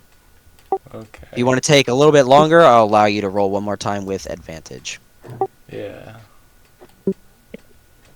Sure. Alright, so about 20 minutes goes past, you're searching for this child. Go ahead and roll me that perception check with advantage. So it will be whichever number is the highest. Hey! Natural fucking 20, yes. So not even. Another 10 minutes you find that kid. It cuts that time in half. You find him getting a large multicolored lollipop from a nearby candy stand. And he's like, "Oh, it's you. Hi, I was just getting some candy." Um, he seems a little bit scared to go back. Yeah, my character has utterly no idea how to. Just pick him up by his head and walk him back. So you've gone to about over here-ish looking for this child, where there's a little candy stand, and So yeah, it's taken quite a while. me being all this being menacingly, I just take Oh. this kid, throw him over my shoulder, and just walk back to the lost and found. Oh, he doesn't seem terribly perturbed. He's got a lollipop, and it's big and it's delicious. Delicious lollipop, multiple different colors inside. You can only, if only you could still taste. Yeah. If only. No, that's me. Oh, that's right. Ha! Can't I was win. just saying that he's dead. Yeah, So- I'm dead. Oh, Man, I'm dead. I'm dead, man. All right, so you return with the young boy named Vero, as he has been rambling on for a couple of minutes now, and the Displacer Beast is very grateful, and it tells you, years ago, my cub vanished from the carnival without a trace, and I haven't seen him since. And all I have to remember him by is this toy, and it was the small mirrored ball that the child had grabbed. Oh, I understand. I've lost a child of my own. No, he has not. All right. Yes. All right. He's saying the child. He gets a little glass of apple juice from this keg that's around the Displacer's Beast's neck, and immediately, as soon as he starts taking sips, all that anxiety fades away, and he's happy again. He's playing with that other young boy. You've learned that their mother is coming to get them soon. Sort of run off and then been directed to the lost and found section. Alright, is there anything else you want to do? As I'd finally like to ask him, It is a her, but yes. Oh, her. Okay, sorry. Yes, I cannot do female voices, and it's a Displacer Beast, so... Right. So I'd like to ask her, do you know where I could start to find my lost thing? Well, if the thing you've lost is not material in nature, um, there's really not a whole lot of places to look for it. Every now and then, thieves sneak into the Witchlight Carnival and they steal from folk who don't have tickets. And these people, they come by the carnival, many of them, and they still have not found what they lost. But there's been a string. So the Witchlight Carnival has been going on for about 8 days now, and this is almost the last day of the Witchlight Carnival. The last few days, there have been a string of thieves that have Mr. Witch and Mr. Light, the carnival owners, quite on edge. If you want to maybe try to get some information from them, I would not go to them directly.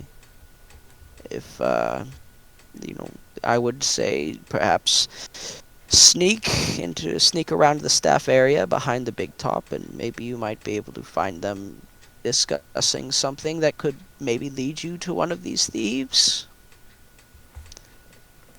They're they're all over the place. Nobody knows exactly what they look like. Many of them seem to be disguising themselves.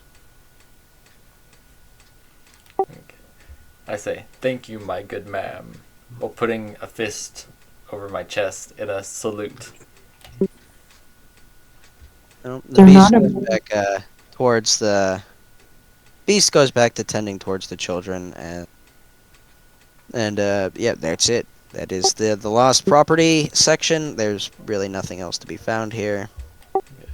Then I would like to go back to the other members of my party. Alright. Well, at about this time, it's taking you about, 20 minutes. You guys, in the meantime, well, it's taking you about 20 minutes running around and looking for this lost child. The other two are still in the Pixie Kingdom, having just finished their ride and talking to Biscuit, that annoying-ass hamster.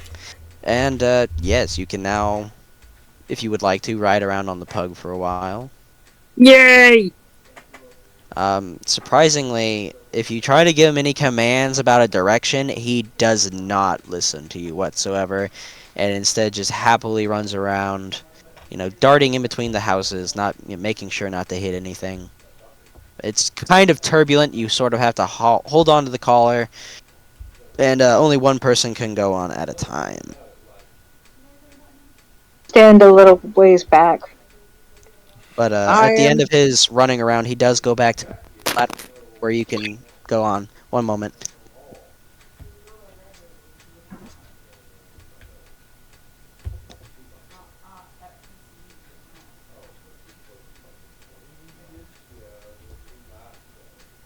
Patience. Uh-huh. How is your character holding these sickles? Is it attached to a belt? Is it on the back of your shell? They're hooked to a belt. Okay. I am back. I had a slight interruption, but it's all good now. Yeah, so you can, of course, ride the back of the pug for a little bit. It takes about 5 minutes per ride, which about will put you on the time of when he has finished his search. And, of course, you can always stop by for a snack and get some sandwiches and whatever berry tarts, pickleberry, or whatever the hell they got called. Dickleberry. What? Pickleberry. Is that with two C's? No, only one, I'm afraid. Sorry, thimbleberry. Thimbleberry tarts. They sort of taste like blackberries if you decide to eat one. And Yep. a cucamelon sandwich, which appears to have been this magical combination of a cucumber and a watermelon, resulting in a slightly sweet and, like a very refreshing, like crisp sandwich. It's pretty fucking good. I don't know. That sounds pretty unholy to me. They are pixie size, so of course it'll fill your stomach now. But once you grow large, it's likely you will become hungry again later. Okay, I'm down. Right. Yep. You stop by. You get some sandwiches. They're cut into triangles diagonally. Of course, that's the best way to eat a sandwich. Fight me.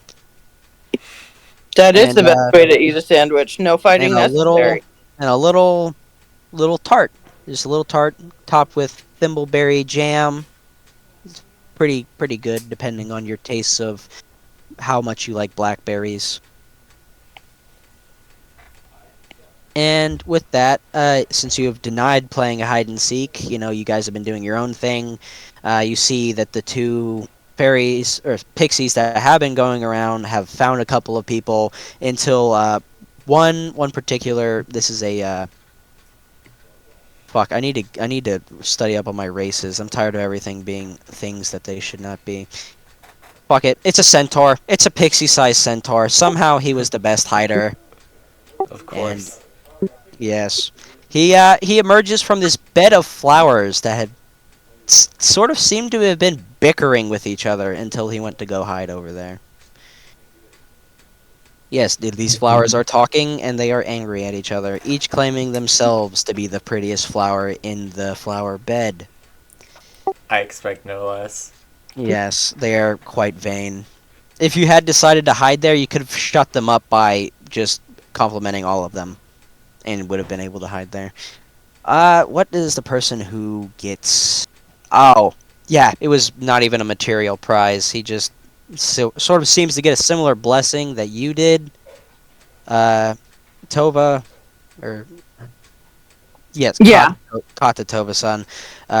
Sort of, he just seems to be happier now.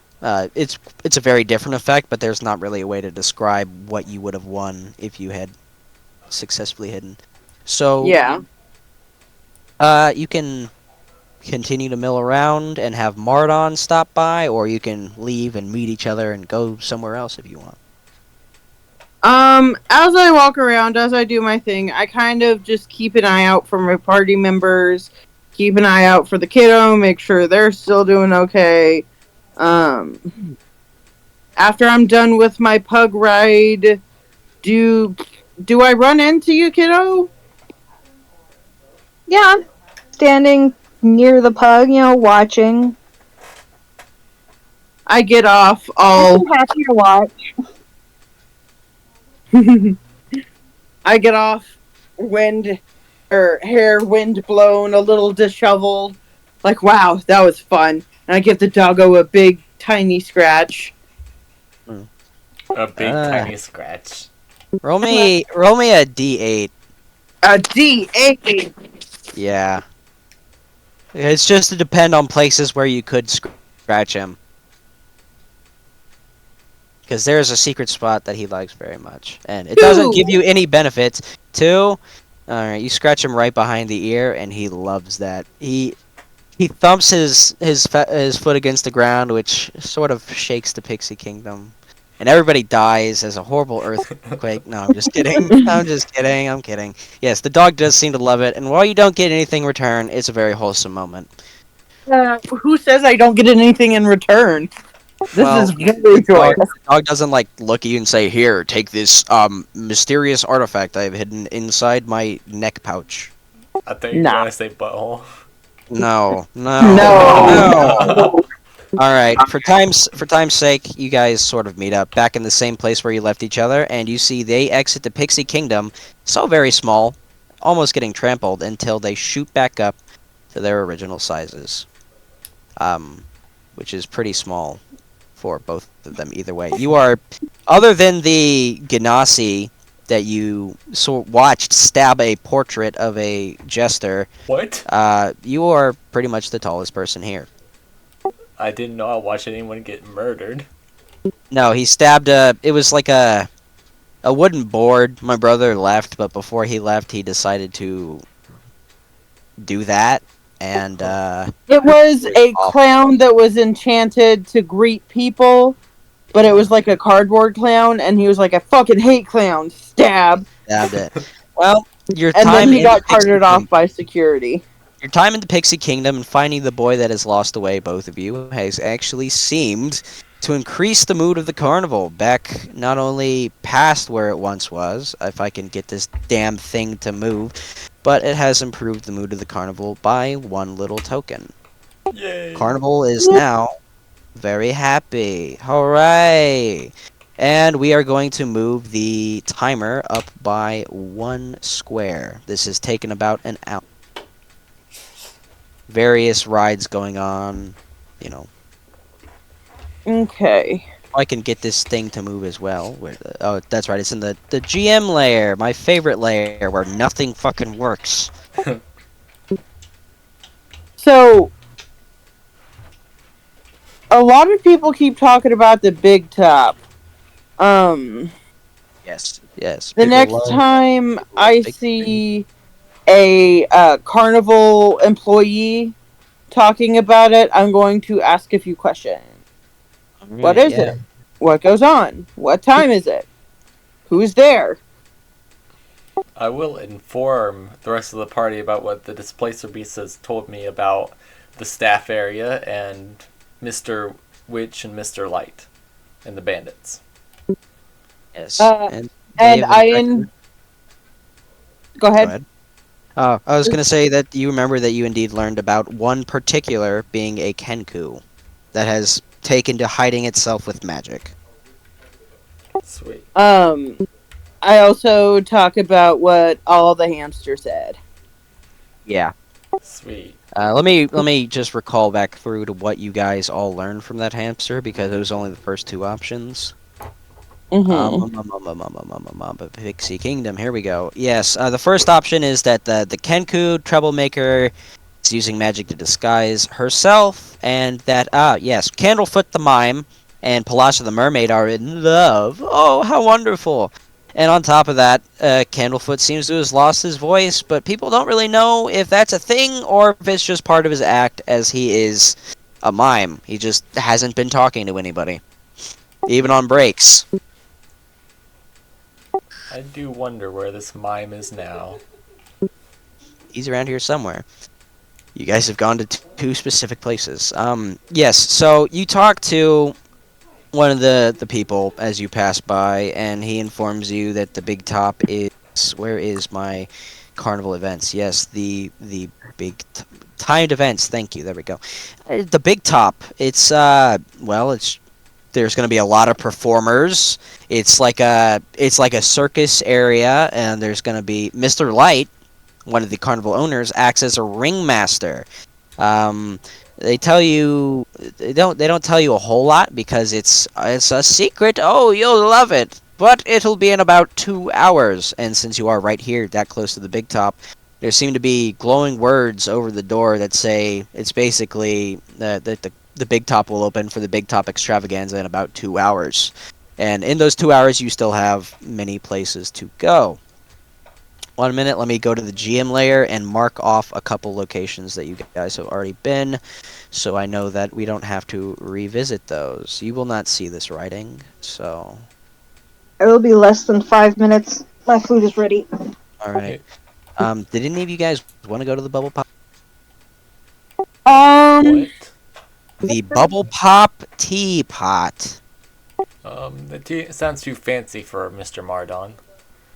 Oh, well, that's alright, because, Hara also didn't seem to want to go in, because as people go in there, a couple seconds later, they emerge in a bubble Oh. out of the teapot spout and sort of float around the carnival for a while. Interesting. You have not seen what has happened to anybody. You haven't seen any bubbles landing. You assume people just fall to their deaths, but being what you can only describe as a young adult elf or Eladrin, no sense of how old they may be. I have several siblings. I have so many siblings, so much family. And I have just taken to keeping an eye out for the kid. So basically where the kid goes, I won't be far from. But Ardon's like, man, I hate children. I mean, like, I don't Oh. just hate children, but I am focused on my goals. Despise them. They Alright, tend to yes. get in the way. There are lots of events still for you to go. You know, you see signs pointing in all sorts of directions. Advertisements for the Mystery Mine. Face your greatest fears. You know, snail races, the Hall of Illusion. Yeah, The Calliope, which is what you are standing right next to, seems to be the source of this slightly melancholic but still jubilant music that is playing throughout the entire Witchlight Carnival. I have a question about those snail races. Can I bet on them? No, it's a ride, so you would be a participant. Do I You get can, of course, anything? you can try to make bets between you and fellow snail racers. Okay, I'm gonna go try and cause shenanigans over at the snail racing. Well, we'll wait for patients to get back with their food. They said they'd only be gone 5 minutes. You can still formulate a plan. And as for whether or not you'll get anything, well, you have to find out. I can't tell you everything. While Patience is getting their food, I'm going to take a quick 5-minute potty break and be right back. All right, Okay. go ahead. All right. So Pixie Kingdom, that's off the table. They've already done that. The snail races, yes, snail races. Oh, I realize. Oh, Pixie Kingdom doesn't have a picture. That's right. Just snail races does. No, not the small stalls. What the fuck is the small stalls? Or is that just a? Oh, they're just stalls around. Okay. Yeah, they don't have an area on the map. What's the small stalls? Oh. I don't know what kind of plans you had for snail racing, but I think I'm gonna pull all sorts of shenanigans over there. Well, remember that your shenanigans can affect the mood of the carnival, and that can lead to a couple of things happening. Oh. Yeah. There's a reason why my brother Deer was escorted away by security so quickly. It's mainly just because he had to go. But, yeah. Yeah. Alright, yes, so I'll bring that up to you as well. There are a couple small stalls around that aren't really named, like, oh, they're not really, they don't have big signs pointing towards them. They're just around. I see. And there's a couple of really funny ones. Oh, my goodness. Is there any, like, What are really you? good ones? Well, you would have to, yeah, that depends on what you're good at. I think that the great Mardon the Obliterator would be a big fan of there's a small pit, right about, no, it's fine. Right about, oh, I'm trying to look for a good place. Right about down here. The small sign that says Goblin Wrestling. That sounds. You can wrestle goblins. That sounds up my alley. Yeah. Yeah, especially since goblins are like 4 feet tall and you're probably like 6, and they're like, shit. Yeah, I am 6 foot tall, 20 strength. I think I got that in the bag. Yeah, you can do so if you want. Yeah. Depending on what they want to do, I'll probably do the goblin pit and then snail racing.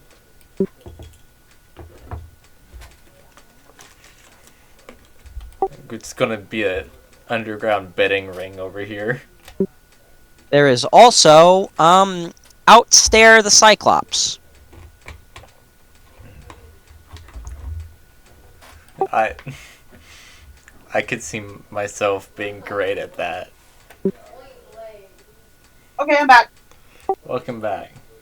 Hello, I was just describing to Neil that other than all of these named things that have big old signs pointing at them and, you know, people seem to be flocking to, there are a lot of other smaller stalls around the Witchlight Carnival.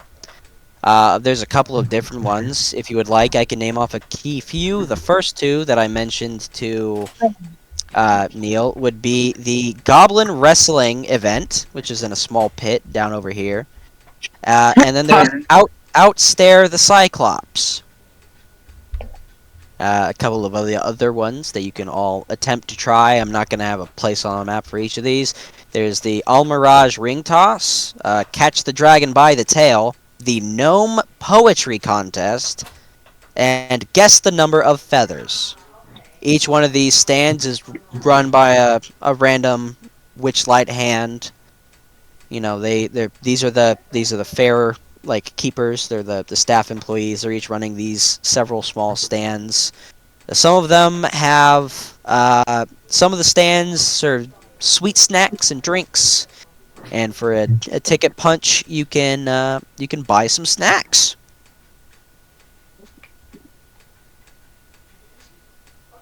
The one that you would have seen, Mordon, the one where the child was, where you ended up finding him, for one ticket punch. There's a whole list of food ingredients, like food choices and drink choices. Each of them with a small dash to the side that says one ticket punch.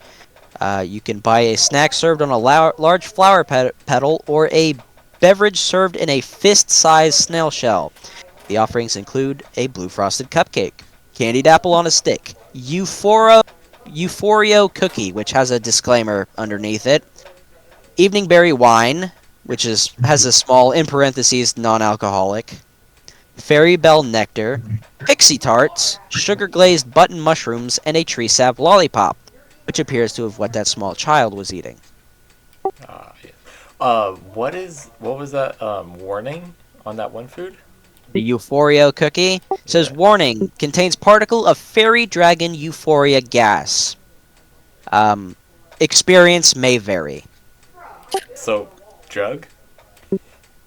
It's a cookie. It is a large cookie the size of a saucer. I see. One moment, if you do decide to get that, I will have to look up fairy dragon euphoria gas. Well, why does that sound like it'd be some Like sort of a drug? fun time? Because it is. Not really. It is just a. Oh, thank you. I was brought a beverage. Hooray! Oh, wow. Yes. All right. Oh, I can roll the stuff on the D&D Beyond monster. On the if I open up the monster sheet, I can roll it because I have the Beyond 20 app. Nice. Hmm. So is everyone back? All right. Or are we still waiting? I think we're still waiting on patience, but this is just a small game. Oh, you're back? All right, yeah. So I detailed, other than all these big things, there are a couple of small stalls. Some of them are selling snacks and drinks for the cost of a punch ticket. Ticket punch. And then there's a couple of carnival games. I'll name them. There's Ring Toss, Catch the Dragon by the Tail, a poetry contest, a gnome poetry contest. Ooh, that gnomish might come in handy. Goblin Wrestling, Guess the Number of Feathers, and Outstare the Cyclops. All of these cost one ticket punch, and it promises a prize should you win the game. So, depending on what y'all want to do, I might go start a underground betting ring. Yes. Neil, why don't you detail them your little plan? So, first, I'm going to go over to the goblin wrestling and probably start some bets with some goblins. And then I'm going to go to the snail racing and see if I can't make some money over there. Yeah. Ow. This is where the creative thinking of a DM comes into play, because there's not a section on here, believe it or not, for trying to start an underground betting ring at the Witchlight Carnival. Yeah, I mean... You ever been around carnies? No. Alright, so, yeah, does anybody want to go to their own stand? Does anybody want to go to a big thing? You still have a full 2 hours before the big top extravaganza, which is one of the crowning event features. The carnival lasts for 8 hours. It has been 1 hour. So it is now the second hour. You still have 2 left. What was that, Sky? Oh, it was me. I said I want to do the Cyclops. You want to? You want to outstare the Cyclops patients. Okay. Yep. You make your way through a couple of other places. You pass some of the more big name events. There's not a spot on the map for it. These are just small, by the carousel and things like that. And you find that there is a small stand, and there's a bugbear with a set of wings. He looks a little disgruntled, but he says, "What do you do when the eye of the Cyclops falls upon you? You stare right back if you've got the stamina. Come on, folks, outstare the Cyclops. Win a prize." And if you wish to play this game, it costs a ticket punch, and I need you to roll me a Constitution check to see if you can outstare this illusion of a Cyclops. I hand over my ticket to be punched. He punches your ticket, and roll me a Constitution check. You just click the same thing like with rolling that Dexterity. You just click the Constitution. Yep. If it'll load. Yep.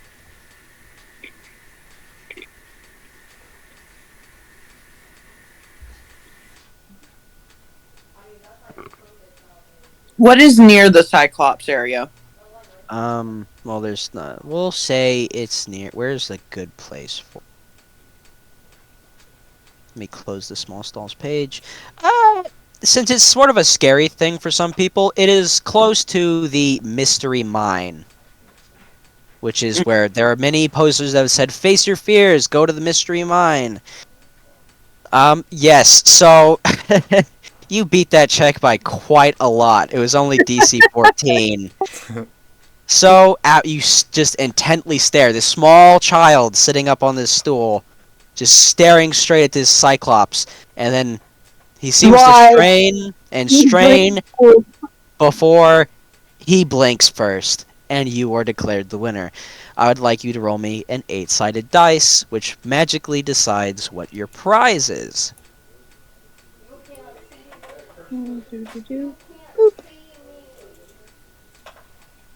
I hope it's not number 1, because you already have a lot of those. I'm gonna tell you right now, number 1 is just another Feywild trinket, and you have like 3. Hang on. Maybe. 4. 4. Oh!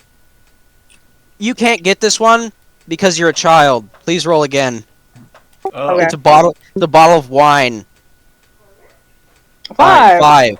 You get a replica unicorn horn filled to the brim with all sorts of different flavored candies.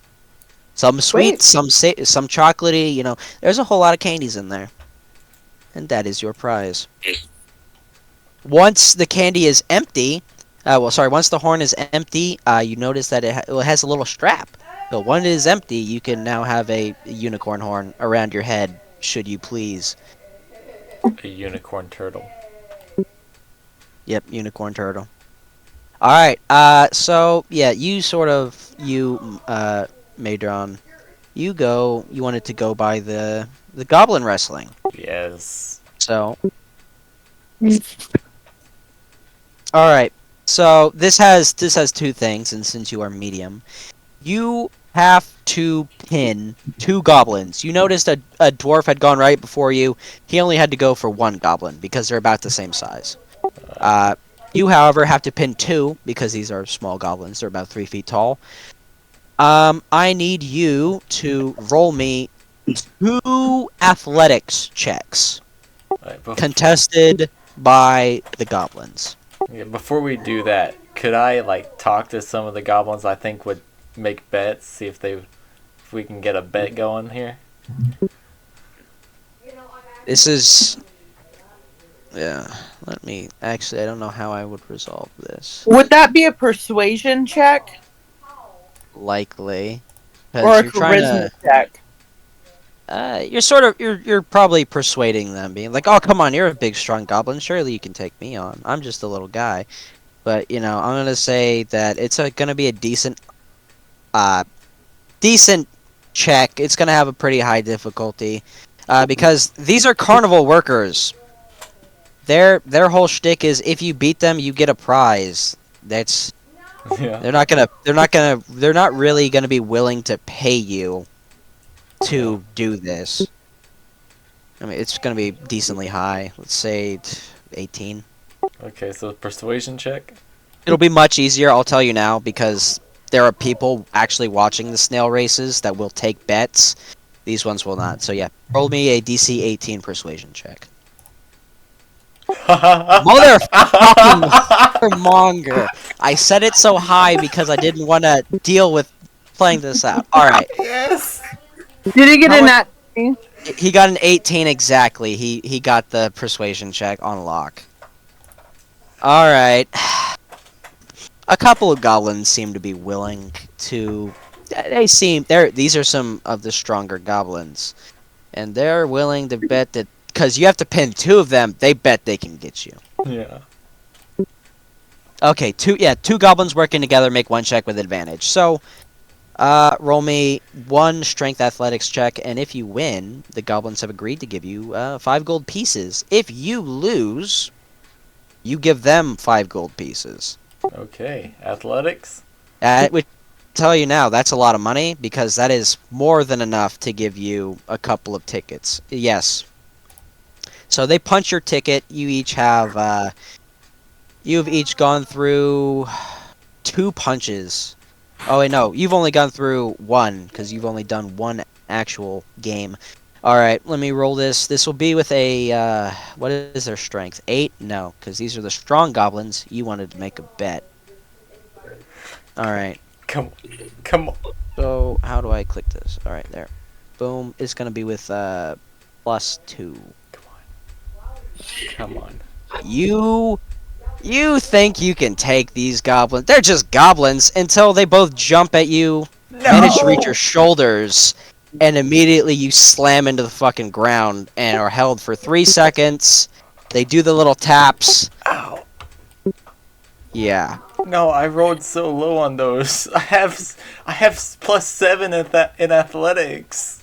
Well, these goblins, even if they didn't have a +2, because they're the strong goblins, you would have. What did they still roll? would have destroyed. They rolled a natural 20. Oh, it rolled No! to GM. Yeah, I don't know why it rolled to GM. It's not supposed to, but I can. Yeah. I'm not lying either. I'm trying to figure out how I can take my screenshot. No, you're fine. Yeah, they decked your ass. Oh my god, they did. Jesus. Yeah. They're So, tired of people thinking they're easy fucking targets. yeah. This whole thing is them getting embarrassed by people trying to show off to some girl, look baby, I'm so strong, I'll go wrestle these goblins. You wanted to make a bet, the strong goblins stepped up, and you got demolished. So I just lost 5 gold. You lost 5 gold pieces. Jeez. You fucked around and found out. Look, I have 20 strength. He thought you thought she was talking all that shit. I was. Alright. And, Sky, would you like to maybe do a small stall as well? Don't worry. I was Oh. actually wanting to go into the mystery mine. Or I would like to watch people go in and come out of the mystery mine for a moment. Alright. This is actually a really interesting one. So, propelled by magic, minecarts laden with fairgoers, trundle. Why does it say trundle? They walk into an opening carved like a opens dragon's mouth. The carts reappear seconds later on the far side of the attraction, with many of the passengers expressing a mixture of bewilderment, fear, and some of them excitement. Near the entrance, a male dwarf, who is dressed like a warlock in a nice purple cloak and big tall hat, laden with images of stars and moons and gold, shouts, "Unlock the mysteries of your mind in the mystery mine!" His bushy eyebrows. I was supposed to describe that earlier. And he holds a large clockwork contraption shaped like a giant eye. This ride also only costs 1 punch. I'm down. Alright, does anybody else want to face your fears in the mystery mines? Does snail racing cost the ticket punch? It does, yes. Then I'll save it for that. I don't know when I get. Say more you tickets. have 8 punches, and each ticket costs 8 silver pieces. Oh. And this is my second punch. Yes, Yes, because all you did was go into the Pixie Kingdom. Yep. And you haven't bought anything else as well. Nope. Um, let's see. Patience is at 2 punches, and Mardon is also at just 1 punch. Yeah, then yeah, So sure, I'll this is go on. 2 punches for me. Yes, this will be your No. second punch out of 8. The dog ride was a punch. Mm-mm. No? Okay. No, getting into Pixie Kingdom gets you able to ride on all of the rides and enjoy free food. It doesn't cost a punch for riding those rides. Just to take a punch to get in, and then you can go around for about an hour until that potion wears off, and then be about your merry way. Of course, if you want to stay longer in the Pixie Kingdom, you could always take another ticket punch, get another drink. But yes, so yeah, Patience, you've done 2 ticket punches, 1 for Pixie Kingdom and 1 for Outstare the Cyclops. And Mardon has 1 ticket punch. He got attacked by goblins. On my way over to the snail racing, I see Yeah, it's on the way. Tovason, and I figured might as well go in there as well. Oh, sorry, I dragged the wrong person there. And you are nearby because that's where the Cyclops is. It's sort of like the scarier area. It's still not like terrifying, but like this is where some of the more interesting rides are at. In terms of slight contrast with the carnival itself. Under me in the chat, I'm putting a ticket and the place at which I spent it in my character's list. All right, Thingy. go ahead. You can also keep track of them. I suppose Mardon. Uh, if you can use that like ammo tracker, which is like the resource tracker, which is where your knowledge of a past life is by. You can use that as well, or you can just keep track of it on paper. I'll be keeping track as well. All right. So yeah, you finished up your. Let's see. I imagine Kata would have been near Tara when Yeah, Tara I was- did the Cyclops stare contest.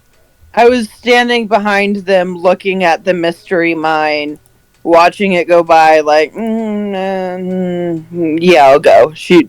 This kid's fine. And the Goblin Wrestling is right over here, where similar to where Robert's token is. It's just a little pit for Goblin Wrestling. So Mardon was also close by, and yeah, you all heard the announcement about face your fears in the mystery mine. The interesting part really is that as soon as they go in, they pop out about 4 seconds later. Yeah, but there's very obviously magic there. Yes, quite a lot of magic. That And sure is mysterious. who wishes to go into the mystery mine?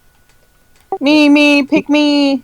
All right, you, Kata, and Mardon. Does Tara want to go inside the mystery mine? It looks like a little roller coaster, but it does say something. Face your fears. Maybe it's talking about the thrill and excitement of a roller coaster ride. Everybody gets scared on those things. I hate the fucking things. I love I them. love roller coasters. Squeeze my squishy a little closer, and I nod my head. I'm gonna tell you, yeah, this is actually perfect for you.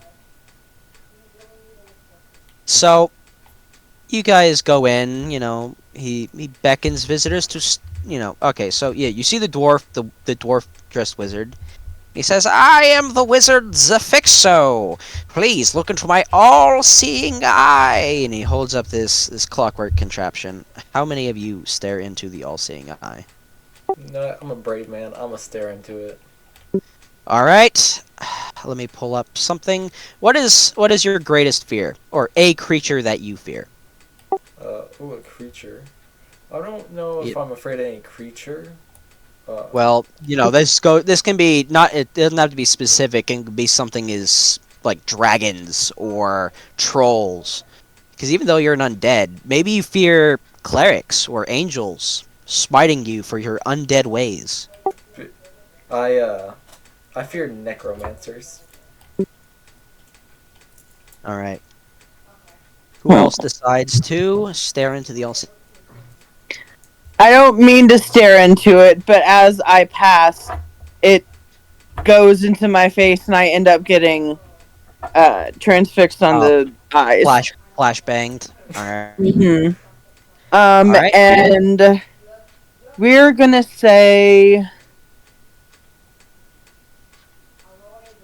Kraken, like deep sea, angry sea creature that will drown me in the darkness. Yes. All right, and you can obviously purposefully avoid it. Does Tara look into the all-seeing eye? I blatantly stare it down. All right, here we go. This is actually going to be really interesting. So, Tara, what does your character fear the most? That's what I'm trying to think of. All right, well, we can give it a minute. I've got about another hour in me, or however long. I'm fine to run this. I've got leftover pizza. I don't have to cook nothing. Um, I think I'm just gonna make it a pot pie night, so I might need to pop out to put them in and pop out to bring them out. But I'm good to Fine. go. I'm. You guys have eaten dinner, so I might have to take a small break eventually, but I can go for probably the rest of the night. As long as you guys want, as long as you guys are having fun and wanting to keep playing the session. Yeah. I think a good place to stop would be the big top if we can get there. Yep. You guys have plenty of time because, like I said, this ride takes like 4 seconds.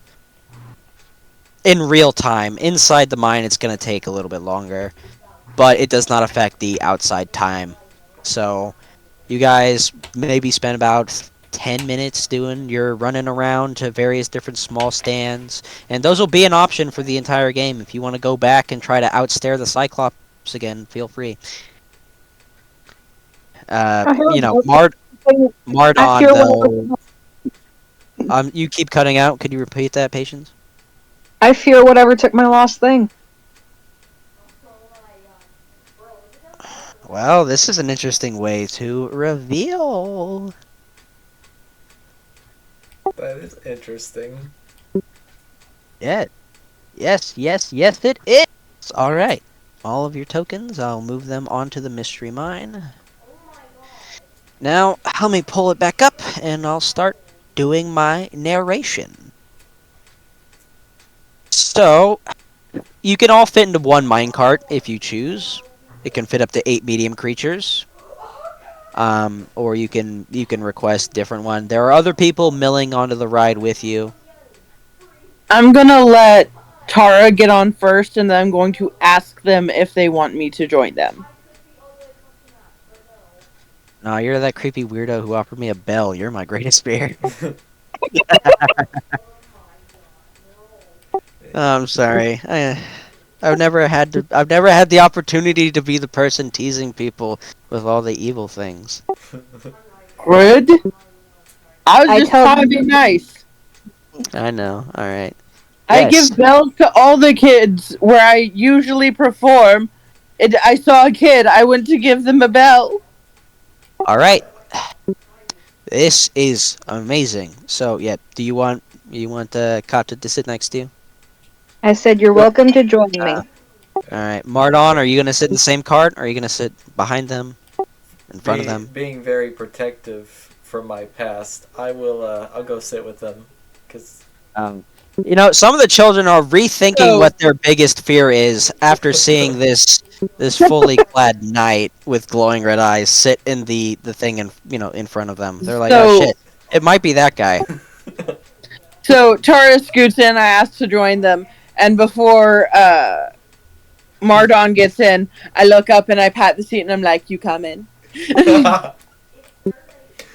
and I just squeeze right by. You don't even have to squeeze. These are some pretty big minecart shaped roller coaster carts. They fit up to 8 people.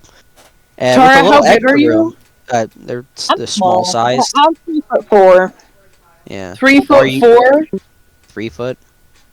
I sit on the I'm- other side of. I'm Tara. 4'11". Or yeah, that still counts as medium because contrary to what most people think, dwarves are medium creatures in 5e.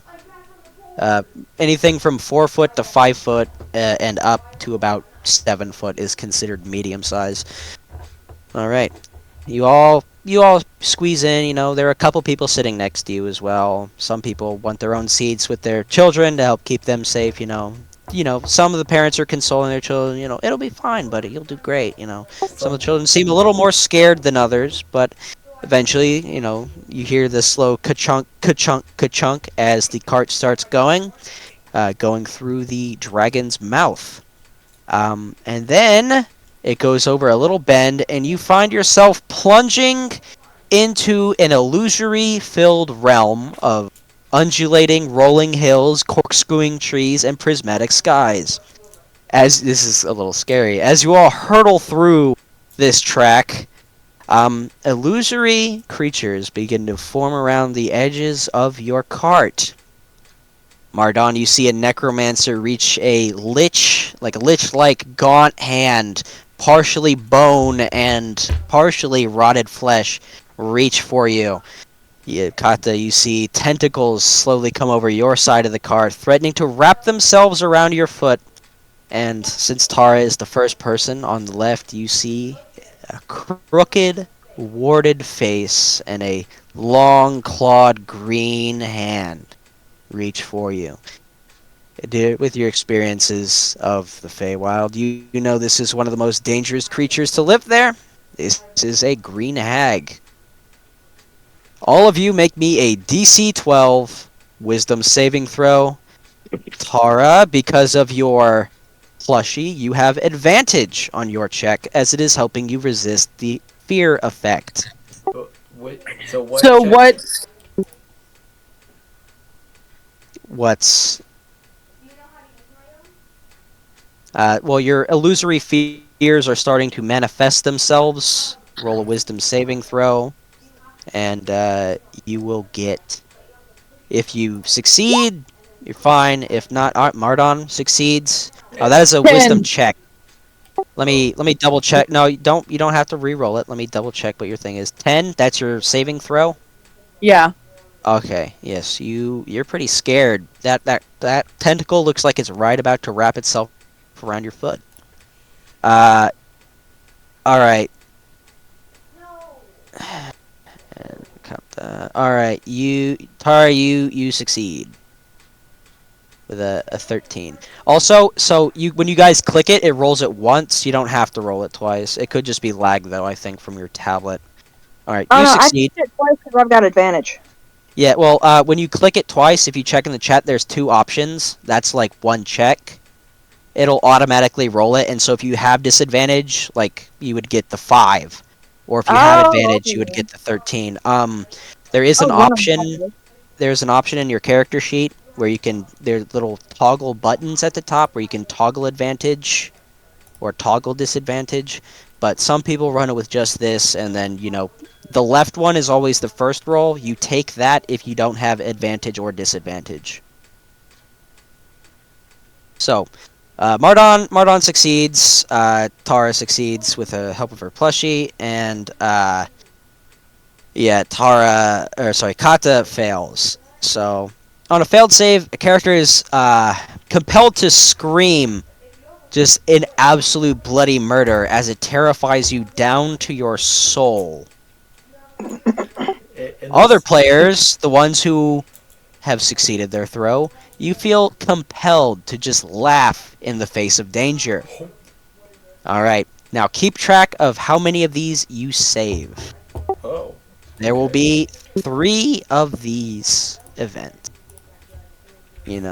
Each of them manifesting as the ride goes more and more. They start manifesting as more than just arms or a little face.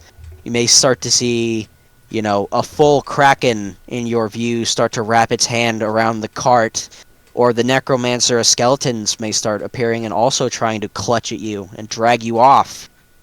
And the hag may just be tempted to put you into her brew. Everybody roll me another wisdom saving throw. For you, Mardon, that's at the top in the saving throws section.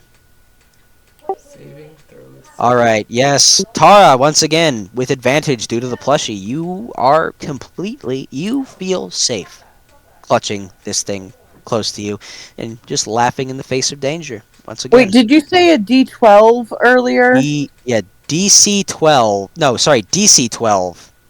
Oh, Wisdom god save. damn it. Roll me again. We'll mulligan. Mulligan. So it's a D20? Yeah, it's a wisdom saving throw. You just press the button. DC is the dice check. It's like what you have to Oh. beat. So roll me one. We'll decide what's going on. Dude, I got a nat 20. Oh yeah, you're fine for this round. Just a little tentacle. That could be anything. But as it starts to progress, roll me another one. As the face of the kraken starts to reveal itself. I'm sorry, I'm not familiar with this. Where? That's All a right. 17. You also succeed, yes. So, Mardon, if you go to your character sheet and you look at your stats on the left, right? You got all your stats, your dexterity and stuff. If you go over one underneath the thing that says proficiency bonus, there's a small box. Okay, I see You it now. click the option that says wisdom. A 14, yeah, Mardon, you're fine. The skeletons don't seem to be hurting you none. All of you right now, you're laughing in the face of what was once, your fears, or still may be your fears, but you are enjoying this. You're facing your fear. It's good. I do And wanna say, then they manifest fully. And this is when I want you to roll me the last one. We'll see what happens. I do want to say, after Tova screamed, I did place my left hand on her shoulder while clutching It was my... a mulligan. They rolled a D12, not a saving throw. Tova's a dude. Yeah. Oh, really? Well, you can't tell what Tova is. The Ladrin are very... Alright, yeah. I got a 17 on my last roll. Yes, alright, so you're fine. You've done 3. It doesn't tell me how long this is supposed to go. It says all saving throws. Okay, on a fail. Okay. Alright. We're gonna say... That failed. That's good. Mardon failed once. Once. Tara succeeded all the checks, and so did Kata. Alright.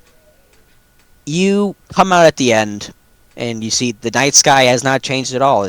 Like other people who have been on the mystery mine, for the outside world, that was about 4 seconds. For you guys, maybe about 5 minutes of racing through your fears and twisting worlds and vibrant colored skies shifting in color. And to Kata and Tara, who succeeded every single check, I would like you to write this down in your notes somewhere. You gain advantage on all charisma-based ability checks made at the carnival until the crowning of the Witchlight Monarch. Okay, you're gonna have to repeat that slower when I get this up. Yes, go. Advantage on all charisma checks until Crowning. The crowning of the Witchlight Monarch, which is at the end of the Witchlight Carnival. At the end of tonight, that's how long it will last. So for you guys, the next 1, 2, 3, 4, 6 hours.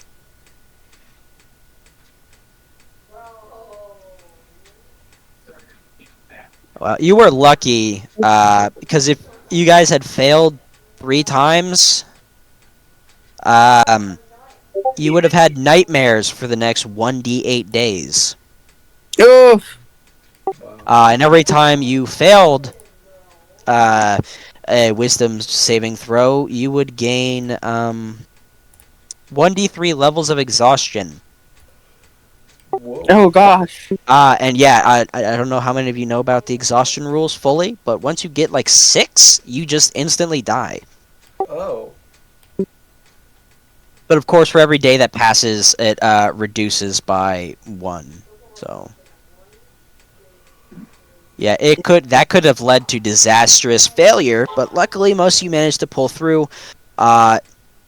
Since you unknowingly used the effect to protect yourself from fear, your magical plushie will not work, I think, until the next Long rest. Long rest, yeah.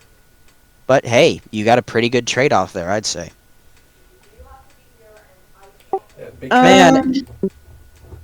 All right. because of my fear, I have a permanent right hand on my sword, just resting there. Okay? So you have to tell me: are you right or left-handed? I'm right-handed, so Well, that would be a little awkward because if you were right-handed, you'd be wearing your sword on your left hip, so it looks like you're about to draw instead of just resting on it. yeah, that's. That's not going to be good for the carnival mood. I mean, it's very in character for me, so I feel like I have to. Yeah, fair enough. All right, you all come outside. Some of you laughing. You're all not too worse for wear. You faced your fears on the mystery mine ride. Some of I the children see. coming out though that you see, oh, they are fucked. They are quite a few of those children have stains in their pants.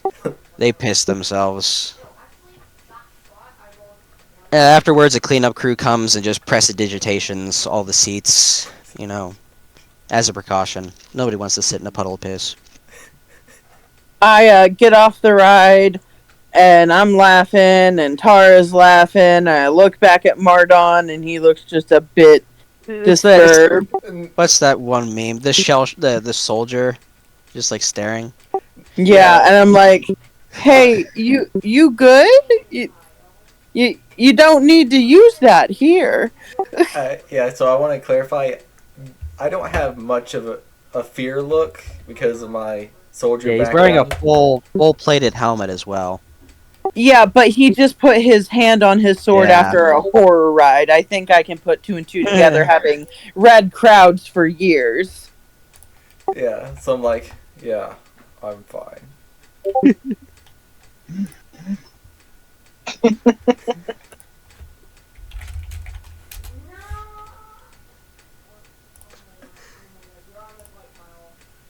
All right. So, Yeah, the world's your oyster. I'm gonna cross off the mystery mine. I want to check out or go towards snail racing next. That's All where right. I'm going. On the way, you pass by this little stand here, which appears to be a game of ring toss. Ooh. Can I watch it be played for a minute? You can, yes. Allow me to open back up the small stalls. That's the staff area. That's for later. All right, yeah. It's called Al Mirage Ring Toss. And you hear, this Al Mirage is no mirage. Adorn its horn with 2 or 3 rings to win a prize. And there's a little wooden statue of an Al Mirage, which is a cute bunny-like creature with the horn of a unicorn. And if you all look at this, I will show you the picture. Oh my god. Aww. I look over at Tara. Hey, it has a horn just like you. Pointing out their candy horn. That's a cute rabbit. Is it alive? No, it is a wooden statue that people are tossing rings onto. And as you're watching this game, you see there's a little kid. He throws the ring. He's expecting it to land right on there before the thing teleports, and he misses. The statue of the Al Mirage appears to teleport over the tabletop, making it pretty hard to throw it onto its horn. Nah. You've seen a couple people manage to loop it, but yeah. I'll pass on that game. Yeah, honestly, it seems a little hard. I'll tell you all now, it's a DC 17 dexterity check. So, if you think you're dexterous enough. What the hell is this? Oh, that's the catch the dragon by a tail. Next to it.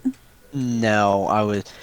You can look for it. There's also, I mentioned it before, but there is gnome poetry contest. Oh, There seem to be a couple of flyers around for it. I pick up a flyer. Pretty much tells you where it's at. It's where it's over here next to the big top. Okay, okay. There's a couple of gnomes standing on this little wooden board, and they're all reciting poetry. Okay. I tuck a flyer in my pocket and I'm like, I'll check that out later. Or like when I get around to it.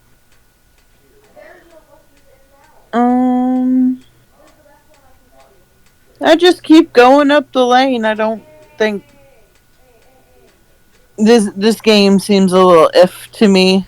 Yeah, it's definitely one of those rigged carny games. There's Yeah. probably a secret to it. You know, it's like the thing where it's like, oh yeah, hold on to this bar, but the bar spins. Yeah. All right, you guys are walking along. There's another stand here selling some treats.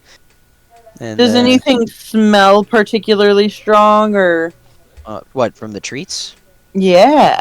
Well, there's this one scent that really prickles your nostril up a bit, and it's these cookies that this man and a woman seem to be enjoying together.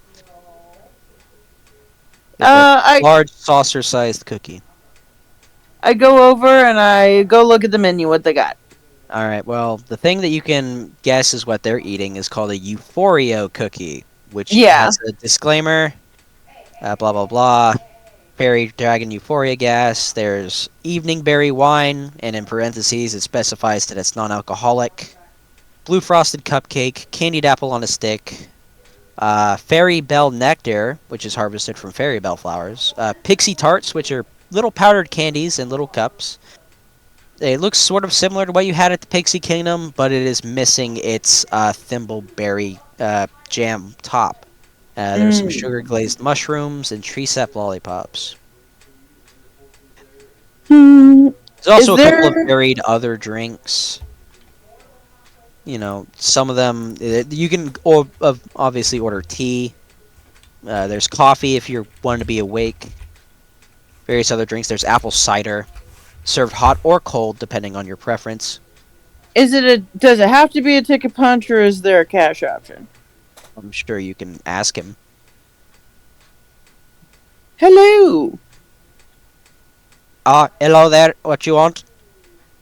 I was wondering if you take silver or if you only take ticket. Well, you know, usually we only take ticket punches, but he sort of like leans in. He's like, "This job don't pay too well, honestly. I could be persuaded to take a couple of silver pieces. I'm sure they won't notice." You do not have to make a persuasion check. It's just a figure of speech. Yeah. How'd you feel about giving me 3 of them candy apples for a gold piece? Well, seems a bit much. I'll take 8 silver pieces. Okay, let me go do. Okay, so 1 gold how many piece silvers and a gold? Okay, and how much did I spend on the ticket? 5. You didn't spend anything on the ticket. All of you got free tickets. Oh, you're right. You all I have hand 1 him a free gold ticket. piece. I poke you in the side first before you do anything. Ask him how many hole punches the apples are. Hell, everything here is just 1 hole punch. I'm getting 3 of them. There's 3 of us walking around. I poke you again. 1 adult ticket is worth 8 silvers. You do catch on to the little bit of swindle, yeah.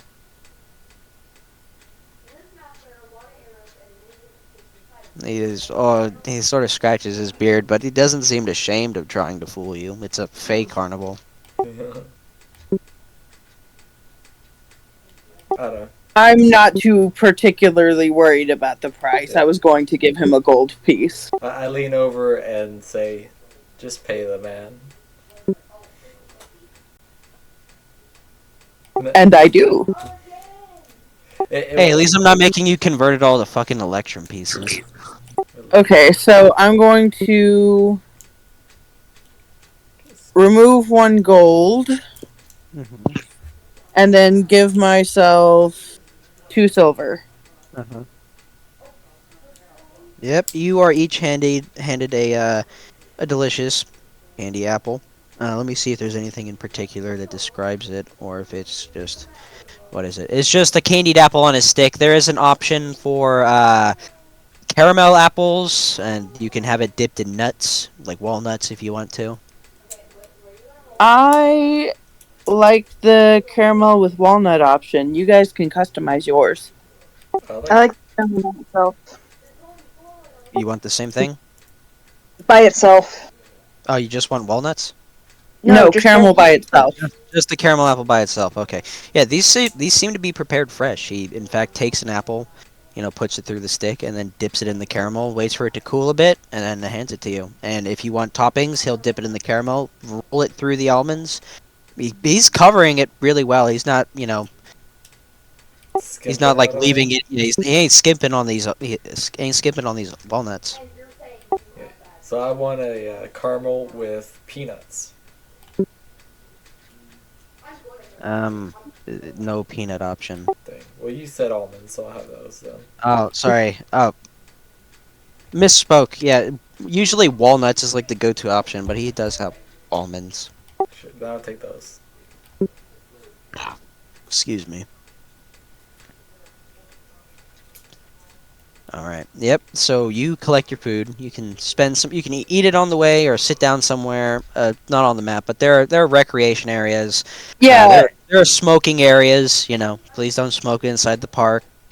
Plum. Oh, you guys didn't even ask his name. Yeah, the guy that was smoking weed was named Jeremy Plum. uh, um, do you see that area near the bubble pot teapot where it's just like flowers and like grass Over and here. stuff? Yeah. Yeah. Do you guys All want right. to sit over there and eat? Yeah, this is one of the areas of rest that is not marked as smoking because, there's plants. Yes. Plants are sensitive. I was gonna go over and sit in the snail racing stands. Ooh, that is a good idea. We were making our way that way. They're And right there.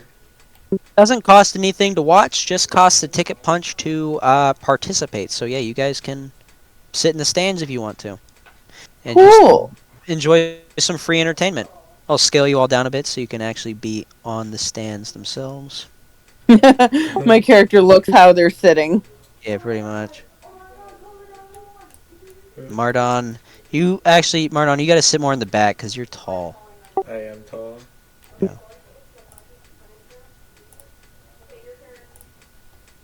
You watch some snail races. Now, you see, I'll show you the picture for this. You see some people, they're all wearing their fairy wings like good little boys and girls. And they're racing on these giant snails. Um, and yeah, you see some of them they're throwing cabbages to try to detract from Other snails. yeah, they're trying to fuck with the other snails. Okay. So yeah, the grandstands next to this racecourse are filled with cheering fairgoers, ringing bells, swinging rattles, and waving flags. On the starting line, currently, 8 giant snails are having their shells scrubbed by pixies. Above the circular course, a wooden gantry hangs from the branches of a central tree where 2 goblins are announcing the proceedings. So yes, snail racing is a highly competitive, fast-paced sport. And characters can participate and be one of the snail jockeys. And it costs a ticket. It does cost. Yeah, it costs a ticket punch. On the story tracker, not to watch, just to participate. But most people don't have. Most people don't really want to participate because it seems like people could get hurt. This is a pretty competitive sport. As people do their whirly gigs and whistle and stuff, I hold the stick in my teeth and I take out my drum and I just like kind of beat on it like I'm clapping or whatever. Yeah, people seem to really enjoy that. You're bringing the sort of vibe they want. As the goblins announce, based by color and names. Here we have number 1, Shelly Moo, which is wearing a pink sort of cover for it. Nimblefoot, number 2, which is blue.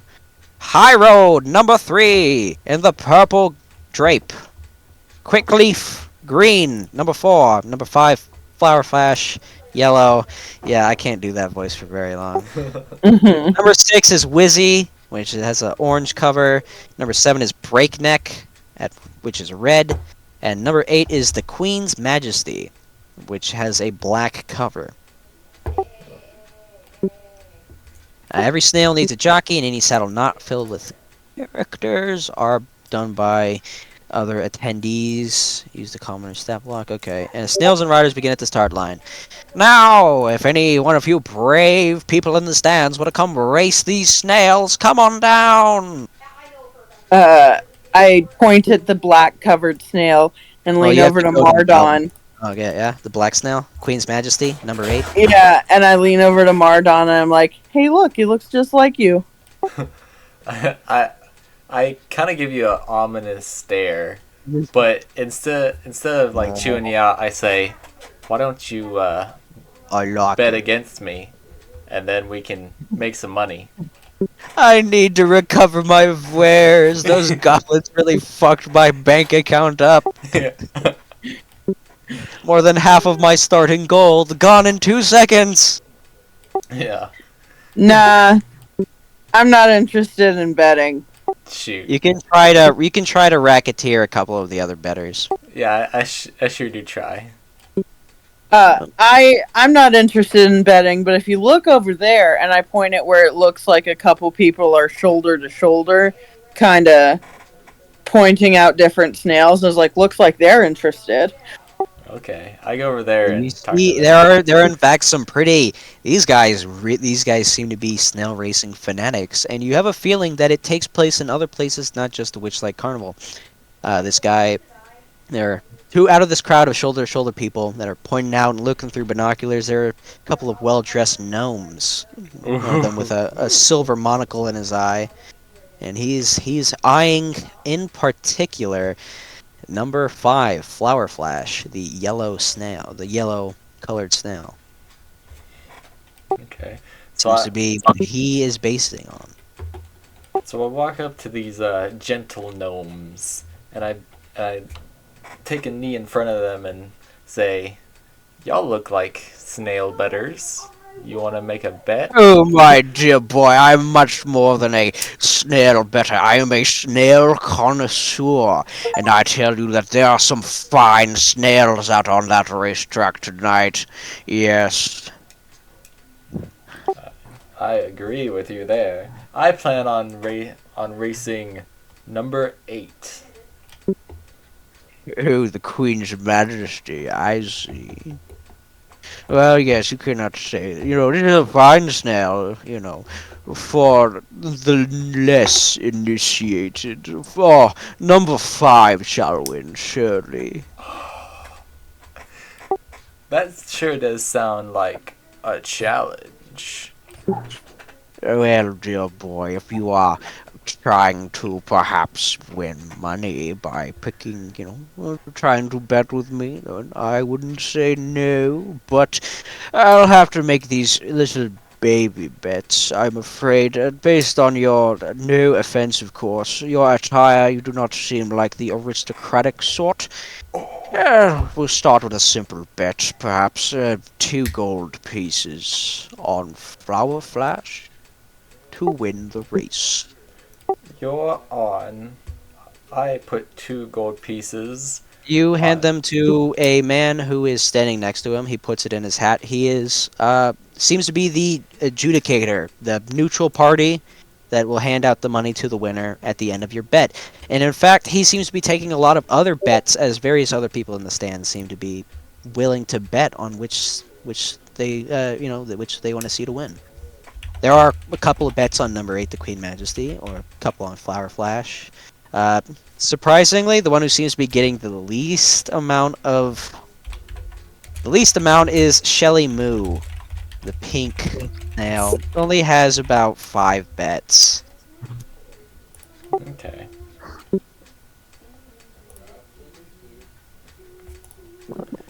Well, I go down to meet my snail. Well, you have to go to the goblins first, and they'll be happy to take you if you get there quick enough. Yeah, I'll make sure and Just fucking jump over everybody else. yeah, I jump up and over and everyone down the stands. Me watching this burly man in black jump around quickly. Oh, look at him go! Jumps 20 feet down and fucking just Thor lands. He's like, I'd like the number 8 snail, please. Yes. It looks like you were born for it. Yeah, sure thing, bud. Although, if you do go there, you may have to remove some of your armor, because these snails are meant to be fast, and your weight could very well slow them down. There is still plenty of time. The snails still getting cleaned up by their various attendees, making sure their shells are clean and they've got some food to prepare them for this next race. The next race begins in about 10 minutes. Okay, well, I take my armor off and my sword off and put it in the... If you put it near where I'm sitting, I'll watch it for you. Yeah, that's what I was about to say. I'm going to put it in front of the stands where Tova and Tara are, and I point at Tova and I point at my armor. I just give you a nod like, yep. Sorry, babe. The dread helm stays on during snail racing. Actually, no. I removed the helmet, and you Oh. see my short, shaggy, dark red hair and my full dark red beard. But Oh, yes, this is one of the Tumblr sexy men I hear so much about. but you do notice my face is pale. Pale, gaunt, likely. Circle of wagons. This is once again I'm at the staff area. I want snail racing. None of the West. I shouldn't say that. I know Tara can't participate, but you don't wanna try, Kara? You don't wanna race some snails? Nah, All right. I'm good sitting here hyping up the crowd, eating my apple, chilling and watching his armor. All right. You should cheer for me. Poor Robert. He's missing out on all the good stuff, especially since he's got. This might be a little hard for you, by the way, Mardon. This is gonna be animal handling. Oh, great. Oh, it's animal handling, is it? Yes, and he has terrible wisdom. I do. Alright, so initiative rules are unnecessary. So I'm gonna move you down to the racetrack. I actually have a +1 in animal handling. He has a -1. Do I get advantage for their cheering?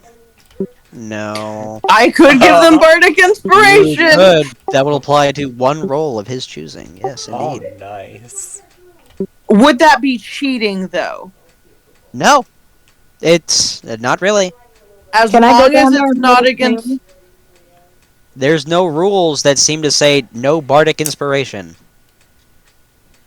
Especially since bardic inspiration is not a magical effect. It is just the result of you cheering on your friend and giving them like an inspiring pep talk. There's magic in a bard's word, but it's not going to be like if they're using detect magic, they see that this guy is surrounded by enchantment magic, bardic inspiration. It's just Where that your do I words are find my subtly bardic worded. inspiration? It should be under your features and traits. I believe at this level it is a D6. Can I go down there and pet a snail? Yeah, I mean, as people are, they've just about finished cleaning up the snails. People are about to get on their mounts. Yeah, you can go run down and pet the snail. Yeah, Okay, it's I'm 1d. And I'm gonna talk to it. I'm gonna whisper to it. I'm gonna be like, okay, it looks like he's never done this before, so you're gonna have to do all the work. I have faith in you. You're very good snail. You got this. And if you lose, I'm gonna pour salt all over you. If you guys give me a minute, I will try to find a racetrack map. Neil, Put aside a 1d6 for yourself. Every snail needs a jockey. There's gonna be 8 snails. How big is this map? Okay, I have found one. If you guys give me a minute, I'll actually put it in. Huzzah! This actually seems like a decent map. Save image as snail track.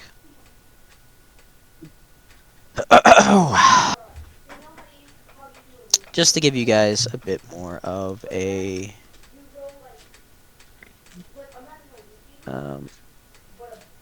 fuck, it's been so long I almost forgot how to do maps.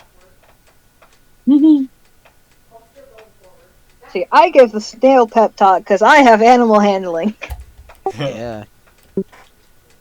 I give him a pep talk because I have human handling. Or, like, creature handling. Person handling.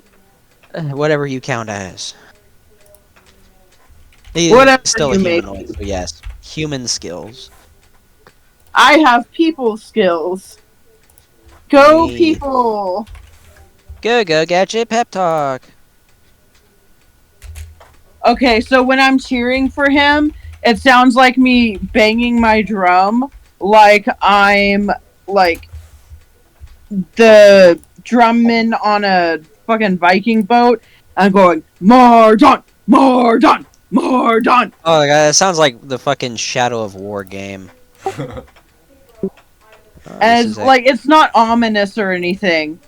It's oh, this just is like, actually the snail racetrack. This is this is like an official rendition of the snail racetrack. Oh, nice. but, like, it definitely puts a beat to the crowd, if you know what I'm saying. Yeah. Alright, let me delete this and try one more time. I want to put it on the map layer. Please give me the option to resize it to fit the map. What did you say the black snail's name was? Let me The double check. queen something or Queen- another? Yeah, Queen something or other. Queen's Majesty. That is the name of the snail. I'm like, Mardon, Mardon, Tara. Queen, queen, queen. Right, let me check the dimensions of this fucking thing. Because I don't want to stretch it out a whole bunch. Alright. I guess I will move us over to this map in just a moment. 25 by Nate? 70. Hey, that's my ear.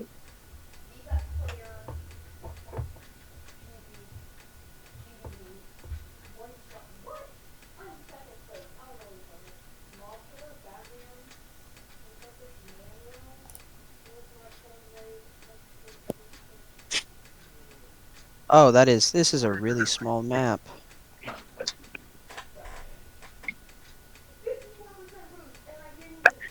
$11. Okay, looks like it's 11 by 11. That is a tiny fucking map. Who's quick and dark and fast as a spark? Mardon, Mardon. Oh, that's really good. I like that. Oh, that is okay. It's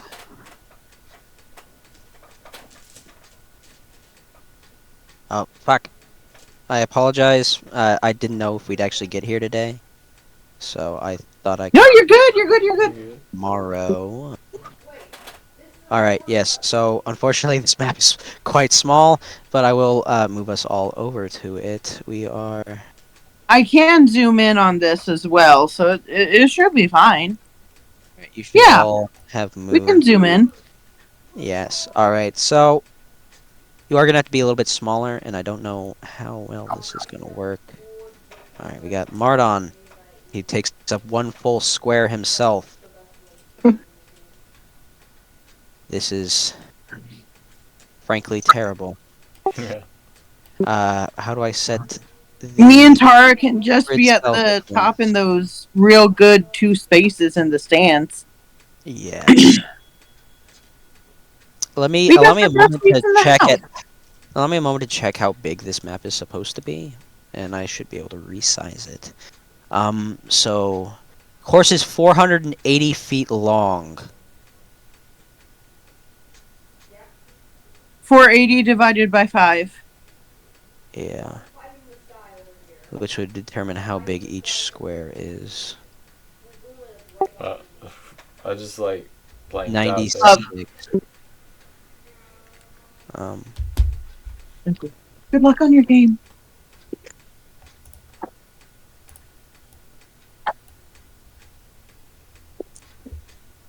Alright, give me just a moment to check.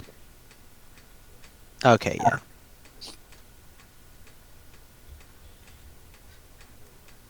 This, we'll try our best. We try our best. Mardon, why is it not letting me resize your token? Either way. Alright. I should be able to keep track of most of this in my head. I'll have a Google Doc open. But yeah, aside you, there are there are 8 snails. So there are 7 other participants other than Mardon. And yeah, you're number 8. They've all sorts of jockeys. So, excuse me. Let me open up snail racing to As racing rules, 6-second rounds once the race begins. The snails move at remarkable speed, each one covering 80 feet per round by itself. Jockey can try to improve a snail's performance by patting its shell or speaking words of encouragement. Okay, so once per round, each jockey can make a DC 12 animal check. It moves an extra 10. Okay, so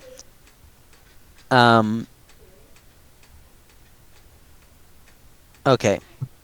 Signs posted on the set: no spectators may influence the outcome of a race by using magic, your bardic inspiration does not count, or by harming other jockeys or snails. Anybody who does is disqualified and is escorted by the 1d4 goblins who are watching the crowd closely for troublemakers. So, Mardon, Hence the cabbage. that was a spectator from the last match throwing a head of lettuce at a random snail. Yes. Alright, so, Mardon, do you decide to let the snail go by itself? Do you want to try to encourage it? Is there any risk to encouraging it? Once per round, each jockey can make DC 12 Wisdom Animal Handling check. On a successful check, the jockey's snail moves an extra 10 feet, so he would move 90 feet, or 20 feet if the check succeeds by 5 or more. On a failed check, the jockey's snail moves 10 feet slower, or 20 feet slower if the check fails by 5. So it's not going to be this round. It's pretty much like if you've ever seen actual snail races where it's just like one long ass track. Yeah.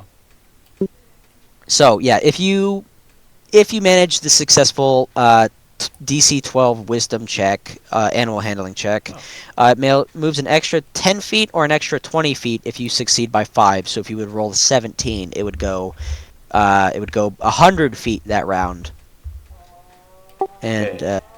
I am gonna keep a track of who is who. Allow me to open up the commoner stat block, just so I can have this ready. If you need to roll all the snails, I wouldn't mind rolling for one of the snails. All right. Yeah. You know what? You can get number 5. Yes. Number 5, Yes. Not the pink one. No. Number 5 is the one that that gnome gentleman was so set would win. Ah, okay. Okay. So. And So I'm gonna tell you, it is gonna be a flat check. So just whatever you roll without any bonuses. so no because- touching my animal handling. Just roll a d20 each time. Yes, pretty much. Because commoners Awesome. don't have any benefits, as far as I know. I have their stat block pulled up. I can check now. Yes, they have a flat 10 and everything. So just roll me a d20 every Awesome. time when I ask. We are going to start from letters 1 through 8. What am I saying? Numbers 1 through 8. And yes, so it is about 6 seconds. So this race can happen pretty quickly. It's very competitive. Now, the first one to go Tara? Yes. Do you want to not race but control the snail? I mean, I can if you need me to. I just thought it might be fun. You guys can roll for one of the snails if you want to. I can assign you each a snail. I think they should get the leaf one, the green one. Which one? Oh yeah, quick leaf. Yeah. So, you'll be going last, Mardon, because you have the number 8 snail, and yes, Sky, you have number 5, and Tara, if they want to roll, can have number 4. So we're gonna start first of all with Shelly Moo, and I have. Give me a moment. This is. I wish I had this actually prepped, but let me just copy paste this table into my Google Doc.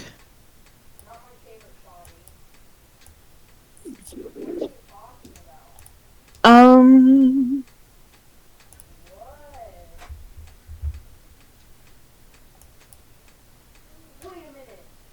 All right. So, number 1, we're gonna go first with Shelly Moo, the one that people thought wouldn't win. Um, Shelly Moo is going to. The writer is gonna attempt to, you know, encourage his snail to go quicker. And what is that? We have a 4. The snail only moves. Oh wait, what was it? Oh yeah, that failed by 5 or more. That's no. That yeah. You can already see why people thought that Shelly Moo was not gonna go very fast. In the 6 seconds as this is going on, Shelly Moo only covers a measly 60 feet of movement. On to number 2, Nimblefoot. Hopefully, his rider is going to try to do the same thing. Also, off to a terrible start. They sort of seem startled by the fireworks that start once the race begins. Let me roll a d8 for the. Oh no, this is after the first. Okay, so we're gonna go through all the snails first. Why is it rolling to DM? I want it to. I want it to not roll as a DM. Do I have to put a name other than myself? Oh, where's the one that said commoner? There it is. Let me try this one. This is gonna be like a mulligan. I just want to see if you guys are able to see it. No, why is it everything rolling to fucking GM? And Dice Roller, do you have GM roll clicked? No.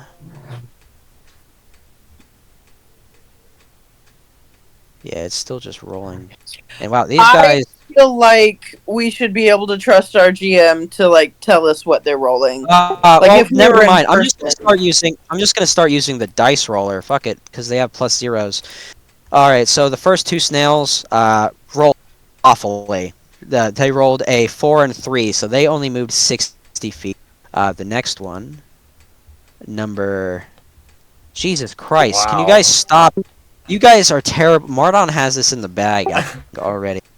I see commoner 3. Yeah. Oh, that's because now I'm speaking as commoner instead of Storm the DM. Okay. Yeah, so it is now your turn, Tara, if you would like to roll a d20. Just a bog standard d20. Ooh. 18. This man, his snail, number 4, quick leave, immediately shoots out 100 feet in front of the rest of the snails as the round begins. Sky, if you would like to roll a d20 for Flower Flash. Not as quick, but he covers. He's now trailing a little bit behind, only 10 feet behind. Quickly. Wizzy. I'm gonna roll 2 d20s. Wizzy also.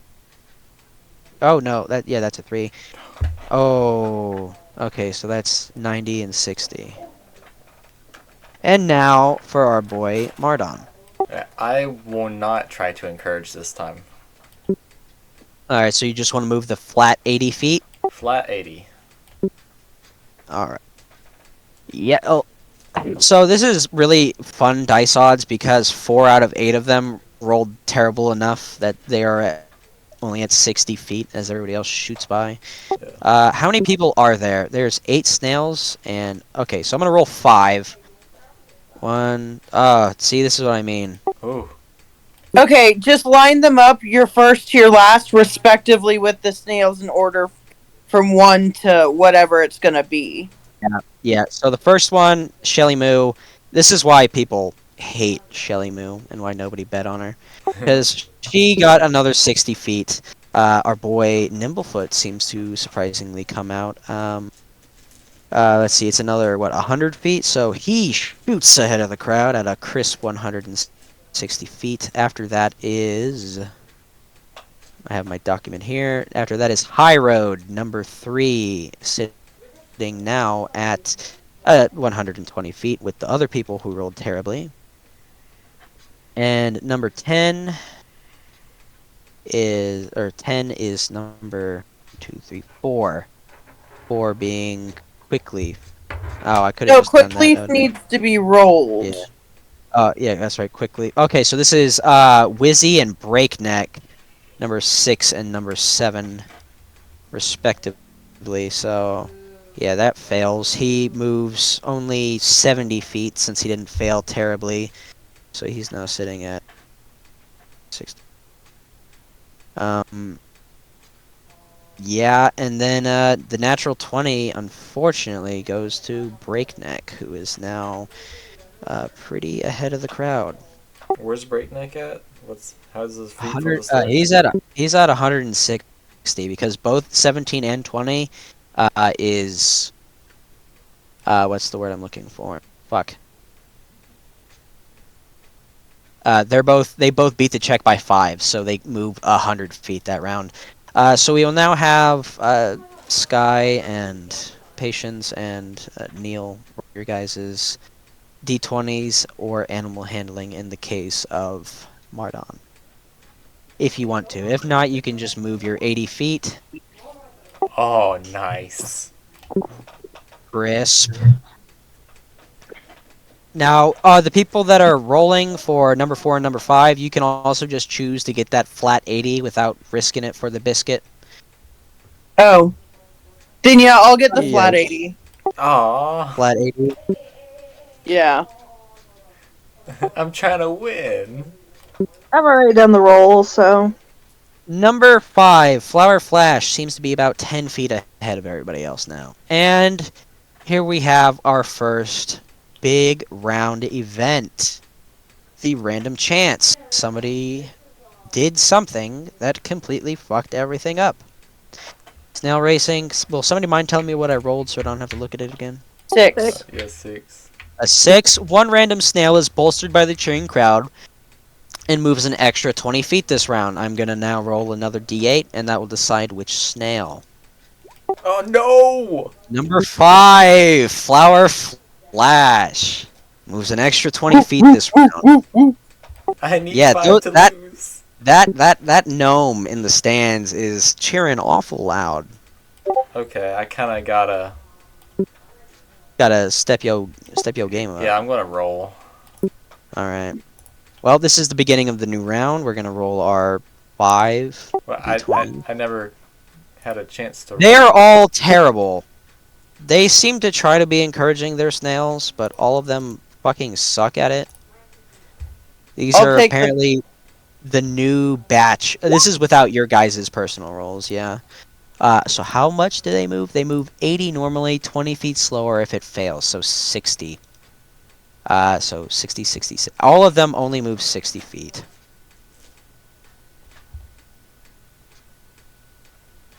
$180, $240, 180. Fine, number 6, that is 240 and 240. And you, Sky, you said you wanted to take that for your number 4? Yeah, just take it flat. Flat 80. All right. He is trailing a little bit behind. Sky was 5. Yeah, I'm 5. He I said thought I was 4. in the front. Oh, Yeah. hold on. No, that was the wrong one. I accidentally put you as the opposite numbers. 180 plus. Hold on. Sorry, 170 plus flat 80 is 230. No. Let me pull up my calculator. Fun fact about me: I suck at math. Just use the calculator. There's no rule against it. Teachers like 250. Yeah, you are, qu- you are a little bit ahead of everybody else. And that's what. That's wait. Flower Flash was the one that got the thing. That's right. So yeah. Yeah. So no, you are at 270. 270. Yep. Flower Flash is in the lead at So 270 feet, almost halfway through the race. I'm at 160, correct? Uh, if you decide to not do anything, all right. Hold on. Let me get It's the theirs third first. round. 18. You also still have Bardic Inspiration. Yeah. You do, yeah. All right. Yep. Patients succeeded, so they moved 100 feet. Number 5 and number 4 are pretty in line. Everybody's is surprisingly not very far ahead. Right. With Nimble, whatever his name is, being in the front. So yeah, you can either try to roll, or you can just move your 80 and be at 160 feet. Uh, Sorry, not 160. You can be at 240. yeah. I will roll this time. All right. Oh no, it is 160. Yeah, because we're only. It is round 2. I didn't roll twice. So here we go. I had to do some math. All right, there we go. Yeah, you Yes! you move 100 feet this round, so you are now 80. So you're at 180 feet, sort of trailing behind everybody else. Wait, why am I at 180? This is round 3, correct? Round 3. Okay, 8160. Okay, 260. You are in second place. Nice. Well, a lot of people are at 260, 260. Yeah, you're about tied in second place with number 4. And so this marks round 3. I need to put a slash so I can separate all this shit, because it is just a bunch of numbers on my screen. Yeah. All right, at the end, will somebody do me the pleasure of rolling a d8 for me, please, so we can decide the random event? 7. Number 7. Okay. Number 7. One random snail is again bolstered by the crowd. They seem to be cheering for this particular snail. No! He was gonna win. No! Because I got boosted again, this next turn I'm just going to take the flat. The flat 80. Yeah. All right. So let me go ahead and add that to your 270. My boy has a gambling problem. I can't believe it. Why would you cheer against me? All right. Yeah. I am cheering you on. This is me just rolling randomly for the snail out All of right. game. This is round 4. Yeah, round 4 now. Yep. Number 5 sitting at 370 feet of this 480 feet race. Patience, if you could roll yours as well. I'll take the 80. You'll take the flat 80. All right, that is sitting at 260 plus 80. That is 340. 30 feet behind number 5. All right. And now, Mardon, go ahead and roll yours, and then I'm gonna say everybody else takes a flat 80 because we got to have some tension in this race. 5. No! All right, so you only move 60 feet this round. I can't believe it. I had this in the bag. 320 feet. You're not as far behind as you would think. All it takes is one snail getting fucked up. Maybe next round number 5 doesn't move at all because somebody throws cabbage at him. Please. Yeah. Please. All right. So in the lead we have number 5. All right. Where is my calculator? All right.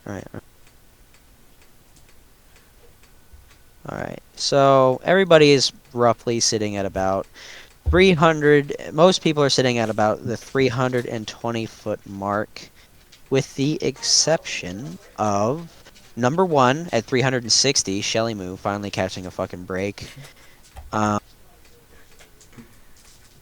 In first place is, of course, number 5, Flower Flash. Behind him is our boy High Road, and then Quickleaf. And yeah, that will conclude the end of round 4.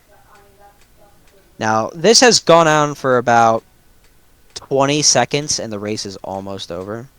24 seconds, approximately. And yeah, this is... Mardon, since you have such bad luck, roll me a d8. Oh, great. We'll see who gets surprised. 8. 8. The jockey the saddle of one random snail comes loose and falls off. The snail's jockey must succeed on a DC 15 dexterity save to remain atop the snail. On a failed save, the jockey falls off and the snail continues the race on its own. I'm going to roll for this one. Come on. 5. 3. Ow! Hey, High Road was pretty much in second place. Okay. I'm going to mark this on his number. This pending on whether or not this D20 gets above 15. It doesn't. Nice. The rider of this fine snail, a little goblin jockey, he falls off of his snail, and the race continues on without the jockey. Everybody, tell me what you want your snail to do. I'm rolling. Gonna roll. Remember, you have your D6. That is enough to make it. Oh, there we go. We're Yeah, good. yeah, there you go. You succeed. You move 100 feet. I'm gonna roll. Oh, Yes! it's a 9. All right. So that means you only move 60 feet. Bella, stop scratching at my door, please. Plus 60. 430. Mardon is in second place right about now. What? How far am I behind? You are 10 feet behind, surprisingly. Oh, okay. We have Mardon at 420. Haha. Number 5 at 430, and then depending on whatever Patience decides to do. Oh, there's a 12. So that's a normal. You succeed, so that would be 70 feet. So, Bella, I'm gonna fucking kill you. Stop scratching my door. Give me a second. You almost got me by She wants to be let out. Hey. 410, just behind Mardon and number 5. Everybody else, well, for number 2, the jockey, he has to just go 80 feet by himself, so he's at 400 feet. We'll just do, yeah. I must have messed, okay, we're only gonna, Shelly Moo, get out of here. I fucked up on that one's math, I think. So, number 3, number 4, sorry, not, number 3, number 6, number 7. Yes! Oof. None of them can catch a break, can they? Yeah. No, this is terrible. No, get her out of my room, please. Yeah, they all only move 60 feet. This is... this is terrible for them. So that would be another...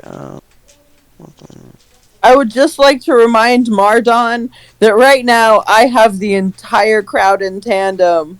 Like, Mardon. Yes. Because, like, drums. Like, All even right. if they're not cheering for you, they're to the beat of that cheer. Now, this is where something important happens. This will be the most deciding factor of what could possibly happen, because otherwise everybody can just move their 80 feet and many of them will make it. So we have in first place we have number 5, Flower Flash, the one that the gnome was insisting would win. You only have to move 50 feet. And then we have number 4, and then in 410, so third place. And surprisingly, Mardon at third place with second place, sorry, with 420. So we're gonna see what happens when I roll this d8, and who it happens to. A random snail is bolstered by the crowd. What could we? I'm re-rolling it. I'm tired of getting that one. I want to see somebody throw a head of lettuce. One random snail gets a stitch, reducing its speed by 40. This is what I'm talking about. Please, no. This will be a deciding factor on who wins and loses. Come on, I need a 5 right here. Let's go. Alright, and now we roll the d8. Number 7. No. No, that's not you. Relax. I know, but I That's needed a break 5. neck. Alright. Reduced speed. He's gonna lose anyways. So, pretty much all of your snails. Who has the highest one? So plus 80. Unfortunately, number 5 does win. Wait, can I like do my Actually, my super I speed? could roll to make this interesting, You and I could. might not get my full 80 feet, and that's what I was gonna do. Oh, please. Because I think we should roll one more time to see who wins this. I Well, agree. even with the minimum with 60, you would pass the... Oh, yeah, you would pass the... Yeah, but if Mardon gets like a nat 20, Alright, say you get a natural 1 and the snail just has a fucking heart attack. Go ahead and roll. We'll make this I fun. will use my d6. Oh. oh, Yeah, if I get high enough, can I win? Well... Okay. We'll sort of see what happens. In the meanwhile, I have to do this math. So that would be 510. Whoever has the biggest number pretty much wins. so if he rolls 1d6, does that just get added to his 15? Yeah, pretty much. Okay, here we go. I'm looking. You gotta get something higher than a 3 or 4 to win. 3. Wow. So, 18, yeah. Either way, I hate to say this. Final speeds. At first place, we have number 5, Nimblefoot, 530 feet. So he would have crossed first and gone the farthest that round. 510. Oh, it says when. Okay, let me read this to make sure we're not having like an issue. 480 feet long, 6-second rounds, covering 80 feet by itself, or having issues. Blah blah blah. If 2 more snails, if 2 or more snails cross the finish line in the same round, determine the winner of a D20. So this isn't even a check that you could have used your bardic inspiration on. All 3 of you roll me a D20. okay. Aw. All right. Not as good as my 19. Oh, Mardon! Yes! Mardon! Yes! Sticks it out!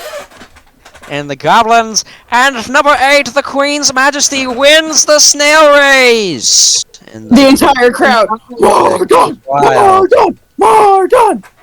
Yes, yes, yes. The highest roll determines the winner, with one snail narrowly claiming victory. If the roll for first place is tied, each jockey wins, but you seem to have crushed the shit out of them. Good job, Mardon. Yes. Now, So I'm wondering how much that hat pays out. a decent amount, I probably. get 2 extra gold plus whatever prize. Yeah, that's at least... Yeah, gold. but that's don't not know. how betting works. Betting this is going to be... You better share, because she really did. They really did save your ass with that that roll. They did. I will Let be. me. I'm gonna do a little. Just a little bit of a 80 gold. Okay, 80 gold. There's a lot of people in this fucking crowd, man. That's great. I will take 30 because you actually won, I'll take 30. And out of that 30, I will give child. No. You I can- will give What? Tara 10 for talking to Wait, the you're a snail. boy. Yeah. Okay, so I'll give you 30 I and embrace it. her My 10. mom says I'm and then I'll have sad, 40. though. Okay. Did not expect this. Now, the jockey of the snail who wins receives this little thingy known as a potion of advantage. Social etiquette. Oh. Ooh! I'm gonna post this into your treasure stat block area. Bro, Thank you. that seems you're going through a rough time. Where is the treasure? Here we go. I got paid for my performance. You put up one heck of a fight. That's sad. You That was and fun. all the consolation, the jockeys who lose. So the consolation prize is a magic wand that allows the holder to cast the dancing lights cantrip once. Needless to say, that gnome is fucking furious. He, in fact, tries to lunge at you before getting caught by one of those burly goblins. Not the ones from before, but these are specifically people placed in the stands to make sure fights do not break out. Yeah, I kind of just Because when sidestep him. money is trading hands, tempers get hot, and Yeah, you have he's- bouncers in the crowd. Yeah, I can't just sidestep him, have have a smirk on my face. This is the most joy I've had in a long while. Alright, let me roll up a name generator for gnomes because this guy is going on your list of enemies. Oh, uh-oh. You have made an enemy here today, gentlemen.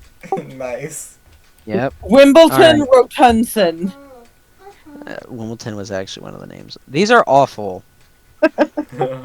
All of these are awful names. What the fuck is Perbart? No, give me a different name. What? I don't know, Hubert. man. It's just a random name generator. Yes, generate me a random name. There we are. There. Billar Goldmender. Yes. As such, you know, he is screaming his name as you like, "You'll rue this fucking day!" His voice seems to not be as fancy anymore. He is pissed. You'll rue this fucking day for winning the bet I willingly went into. Yeah, he is. He angry. He seems to have lost quite a bit of money on this snail race. Yeah, and I say, come. I'll That is expect the the day word, you yes. come for Mardon, the Obliterator. Obliterate these nuts. I'll obliterate your fucking nuts! Get over here, bitch! That's exactly And what I Ryan cover up said. the turtle's ears. I've said it before that person. But he is escorted before that by person. these burly goblins. There's about 4 of them. They drag him out. I just want you to you know that's exactly what Ryan. That's practically exactly what Ryan said behind me. Neil, tell Yeah, him so that I get I'm afraid this is where we're gonna have to end it on a good victory like this. Yes. Tell Sorry him about the I get every single jankiness of move trying to in the count numbers. It's not a good system for this. It just says, yeah, you move 80. If it said roll initiative, I would have had them all roll initiative for each of the snail races. But Yeah. you know, If you guys have enough won. players, you can take out the extras and the You're players shooting can at roll. me, bro. But Yeah, really. That's the thing. You're She's meant right to there, usually shoot play her. this with a couple more people. But well, here we are. We'll move back to the Witchlight Carnival with you all. we need to. Are we at hour 3 yet? No, the snail race. Like I said, this happened in like, what was it? 5 rounds. These nuts. So we This spent. happened in under 30 seconds. These snails are fast. This is like a NASCAR race. Yeah. So since the times changed, we went to the 4-second ride, and then we got a candy apple, and then we went to the 15-minute snail race. It was about 10 minutes, yes, for the snail race to happen. So all in all, it's been honestly, it's been about maximum because you guys doing the smaller stuff. Like what was it? Let me 20 minutes. he did about 30 20 minutes. minutes. 20, 25 minutes for him to walk from, because this is a pretty big carnival, so we're gonna say 30 because he was over here in the goblin fighting pit area. Mm-hmm. You guys were chilling right here with the staring down the Cyclops. He's gotta walk here, and then you guys go through this ride, and then 4 seconds later here you are getting a candy apple, and then you wait 10 minutes for this snail race to start, and then in 30 seconds it's over. It's been about half an hour. Nice. And this is only the second hour. There's still 6 to go. Neil. Nice. I love how I won. Did the You'll- cheering you'll help be the able to go carnival through mood? Neil. After Tell- such a tell spectacular whoever said display that. like that, That I get it's- all the it's- credit. I said it it's first. good, but No. raising the I carnival said mood it first. takes like a lot of effort, surprisingly. No. But hey, you've only got three more places to go for max mood, and once that happens, you get a special little prize. Yay! Yeah. Let's hope Mr. Dark and Stabby doesn't darkly stab things. Yeah, I have all the credit. So let's see. Because he's gay. I know it was that you caught the roll, raised it up by about 1. I'm pretty sure earlier, right? What do you And mean? Finding the child. Okay, so originally the carnival mood sits here at neutral. My brother fucked it up like an idiot, Now, which means that it went down 1. But the finding of you, like it says, This is the you using your this is pixie gonna be the name first and ever in chance, there, dude. talking to people and stuff like that, Hmm. raises the carnival's mood by 1. Neil's So gonna- we go back to Nice. neutral. Mardon, managing to find the lost child Okay, so, pretty quickly, raises the carnival mood up by another. The mom's really happy her kids got given back to her. So Okay. both of you are tied equally for having raised carnival mood by 1 point each, respectively. He can't hear you. Okay. I'm going to go ahead and put that in my notes. Mhm. Day 1, Carnival Mood 1. Oh, this is meant to be like the last night of the Witchlight Carnival. So Oh, that's Session why, 1. That's why it's session 1.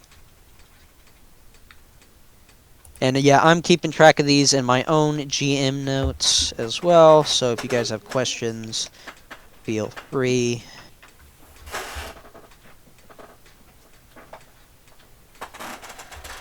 But yeah, I hope you all had fun. This was a good 4 hours Yep. playing game. You guys managed to check off 1, 2, 3, 4 full rides today with the assortment of a couple of others. Good job. Nice. And I made 80 gold for us. Yeah, what gambling does. And No. I terrified a Cyclops. You managed to stare that fucker down nice and good. And Fortnite? I had a great fucking time. I bought food for my party members. We did a great cheering session. I faced some fears and laughed in their faces. This has been a great fucking day. Right? Mardon, do you remember to take off the ticket punch you had to pay to be a snail racer? I did not remember that. I'll do that. Also, don't forget to put back on your armor. Yeah, I Yes. did that. That additionally, if you want to do that before going into the carnival, it takes a full 10 minutes to get suited up. Oh, hey, while we are here, can we do a short rest at the stands and, How long are you short resting for? Because minimum, I think it's like half an hour to an hour. oh And no, that would raise it up. Yeah, you're trying to get your bardic inspiration back. Yeah. Yeah. Drift? Okay, about you have that. a couple. Yeah, but that does leave you less I- time for rides. I do have trance. Yeah. Let's go with that. That only applies to a long rest. Actually, it makes the short rest act like a long rest. So I would have to do the short rest in order for trance to work. That's fine. I don't see why I would need bardic. Don't sleep. The common. Okay, no, yeah. While meditating, blah blah blah. After resting in this way, you gain. Okay, yeah. It would take 4 hours for you to gain 8 hours. So it takes you 4 hours to benefit from a long rest. Okay. That's Fair, how that works. That's too much. Yeah, that would. The carnival would be almost over by then. You would be halfway through the 7th hour.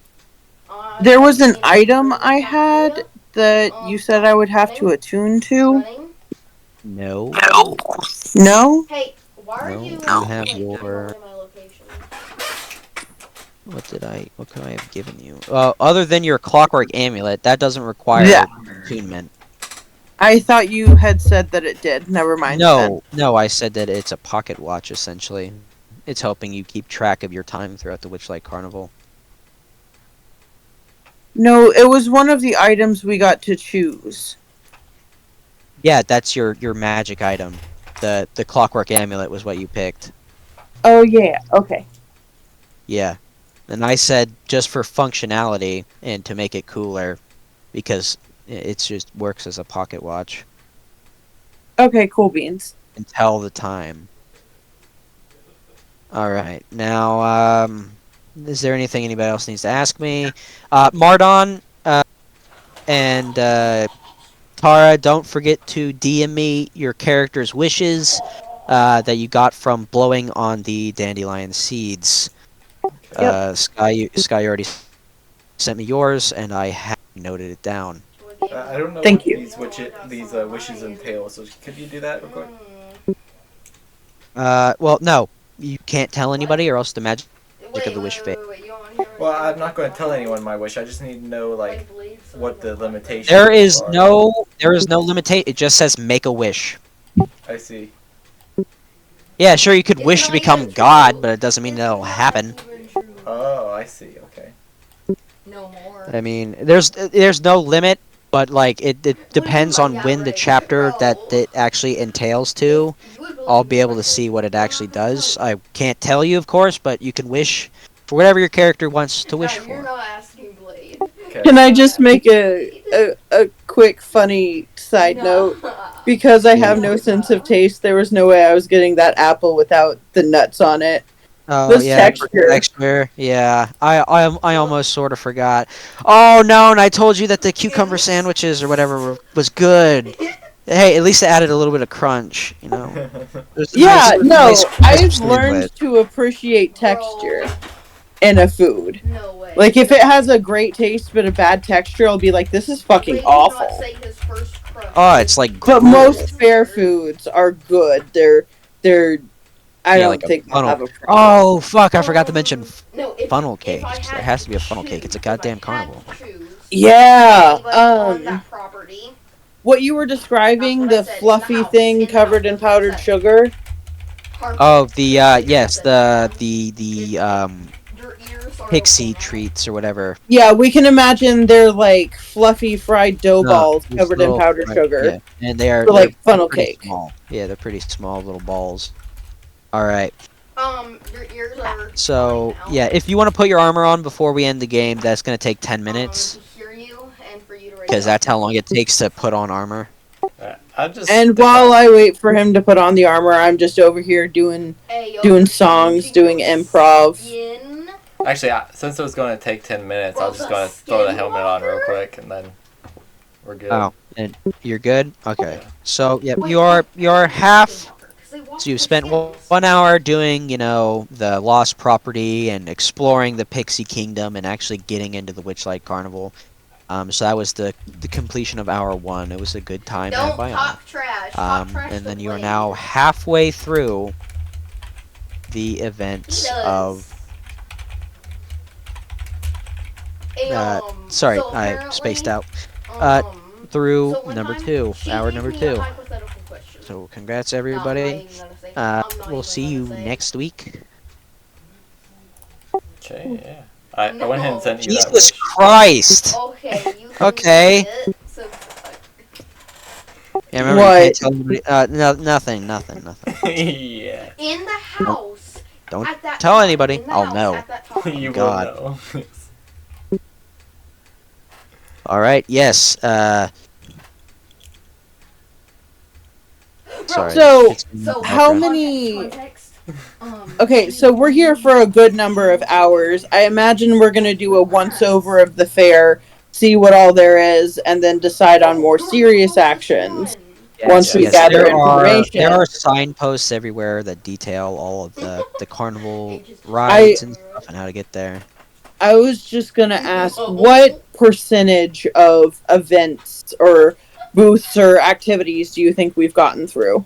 Well, in terms of Wait, major wait, wait, rides, help. you've gone Wait, major like events. You've gone wait. through Pixie Kingdom, the Mystery Mine, the snail racing, of course. Mardon completed the encounter at the Lost Property. So to Bro, go, oh you my still God. have 1, 2, 3, 4, Played with? 5, 6, 7, 8, 9, 10. Let me do a recount. Sorry. British. 4, She was British. 6, 7, 8, 9, 10, 11. There's about like 14 events, and you've gone through Wait, like Amy? 4. Okay, so we still. There's quite a few places you guys can still go and have fun. I'm going black. I'm going black. Okay, great. Which means I do need to be careful about my hole punches, though. Well, it only costs 8 silver pieces to get a new ticket with 8 new punches. And we got a lot of gold. Oh, right now. I didn't even. I thought of ticket like No, entry. no. I didn't even think No, of. you can buy more tickets to do more thing. Okay, after we go around here, I want to go buy another ticket. God Right? dang. Yeah. Takes you a little bit more time. You guys can go around a little bit more time. Remember to keep track of your total hole punches, because once those are out, Oh my God. they're out. What? And once you've gone That's through 8, insane. that means you now have. It's worthless, but it's still a keepsake that you can have with you. You get a expired Witchlight ticket. Okay. Emotional damage. I'm gonna make sure to put a clear distinction once I start moving on to ticket 2, so on and so forth in my notes. Well, I mean, yeah. If you have, let's see, you've spent 3. you spent 3. Yeah, that's about. Yeah, as soon as you go through 8, that's 1 ticket gone. Well, no, maybe not 3, because I bought the one thing. You did, yes. Oh fuck no! I think it is. I hate to say this. I think it is just a single hole punch to get in to view the snail racing. Okay. Yes. It is 1. Yes, 1. All right. And good thing none of you broke the rules, because that would have lowered the carnival mood. Okay, so do I need to put snail racing in the ticket? Yes. Mystery Mine, Pixie Kingdom, and Snail Racing. Do I need to punch another hole for that? No, you Okay. spent yours to be a racer, and that includes just getting in there. Okay. Bro. Like, all you have to do to become a racer is just say, hey, I want to race, and then they'll be like, okay, go ahead. So yeah, out of the areas, A snail before somebody else does. yeah, pretty much. So the areas left to go that are official rides, the staff area doesn't count, are Silversong Lake, Hall of Illusions, the Gondola Swan, the Feasting Orchards, the Carousel, Dragonfly Rides, the Calliope, the Bubble Pop Teapot, and the Big Top. And then, of course, there's a couple of the other small stands that you guys have not done. You guys did Goblin Wrestling and Outstare the Cyclops. And you found out that Mirage Ring Toss is kind of a fucking scam. So I'm gonna count that one as done because we're not trying to go back there. Yeah, there's still quite a few that you guys can go do. What's the thing? Of course, you can always repeat a ride, but it really doesn't add much if you already found out the secrets or things that you can actually do there. For example, the main part of Pixie Kingdom is just that if you went by your fairy name the whole time, it was supposed to be everybody, but I figured why not raise it by 1. So the 2 of you went in, 1 of you used it. It brought it up a bit. So What does this have to do That's with one. That was like the one thing. Is just so you can max out the carnival mood if you're Yeah. going for. Yeah, there's still the Calliope, which is close to the ticket booth, which is where you guys are now. And there's plenty of places to go. You know, you have all of 6 more hours, 6.5 hours. Woohoo! And at the end of the 6 hours, that is when the crowning of the Witchlight Monarch happens, and that signals the end of the carnival.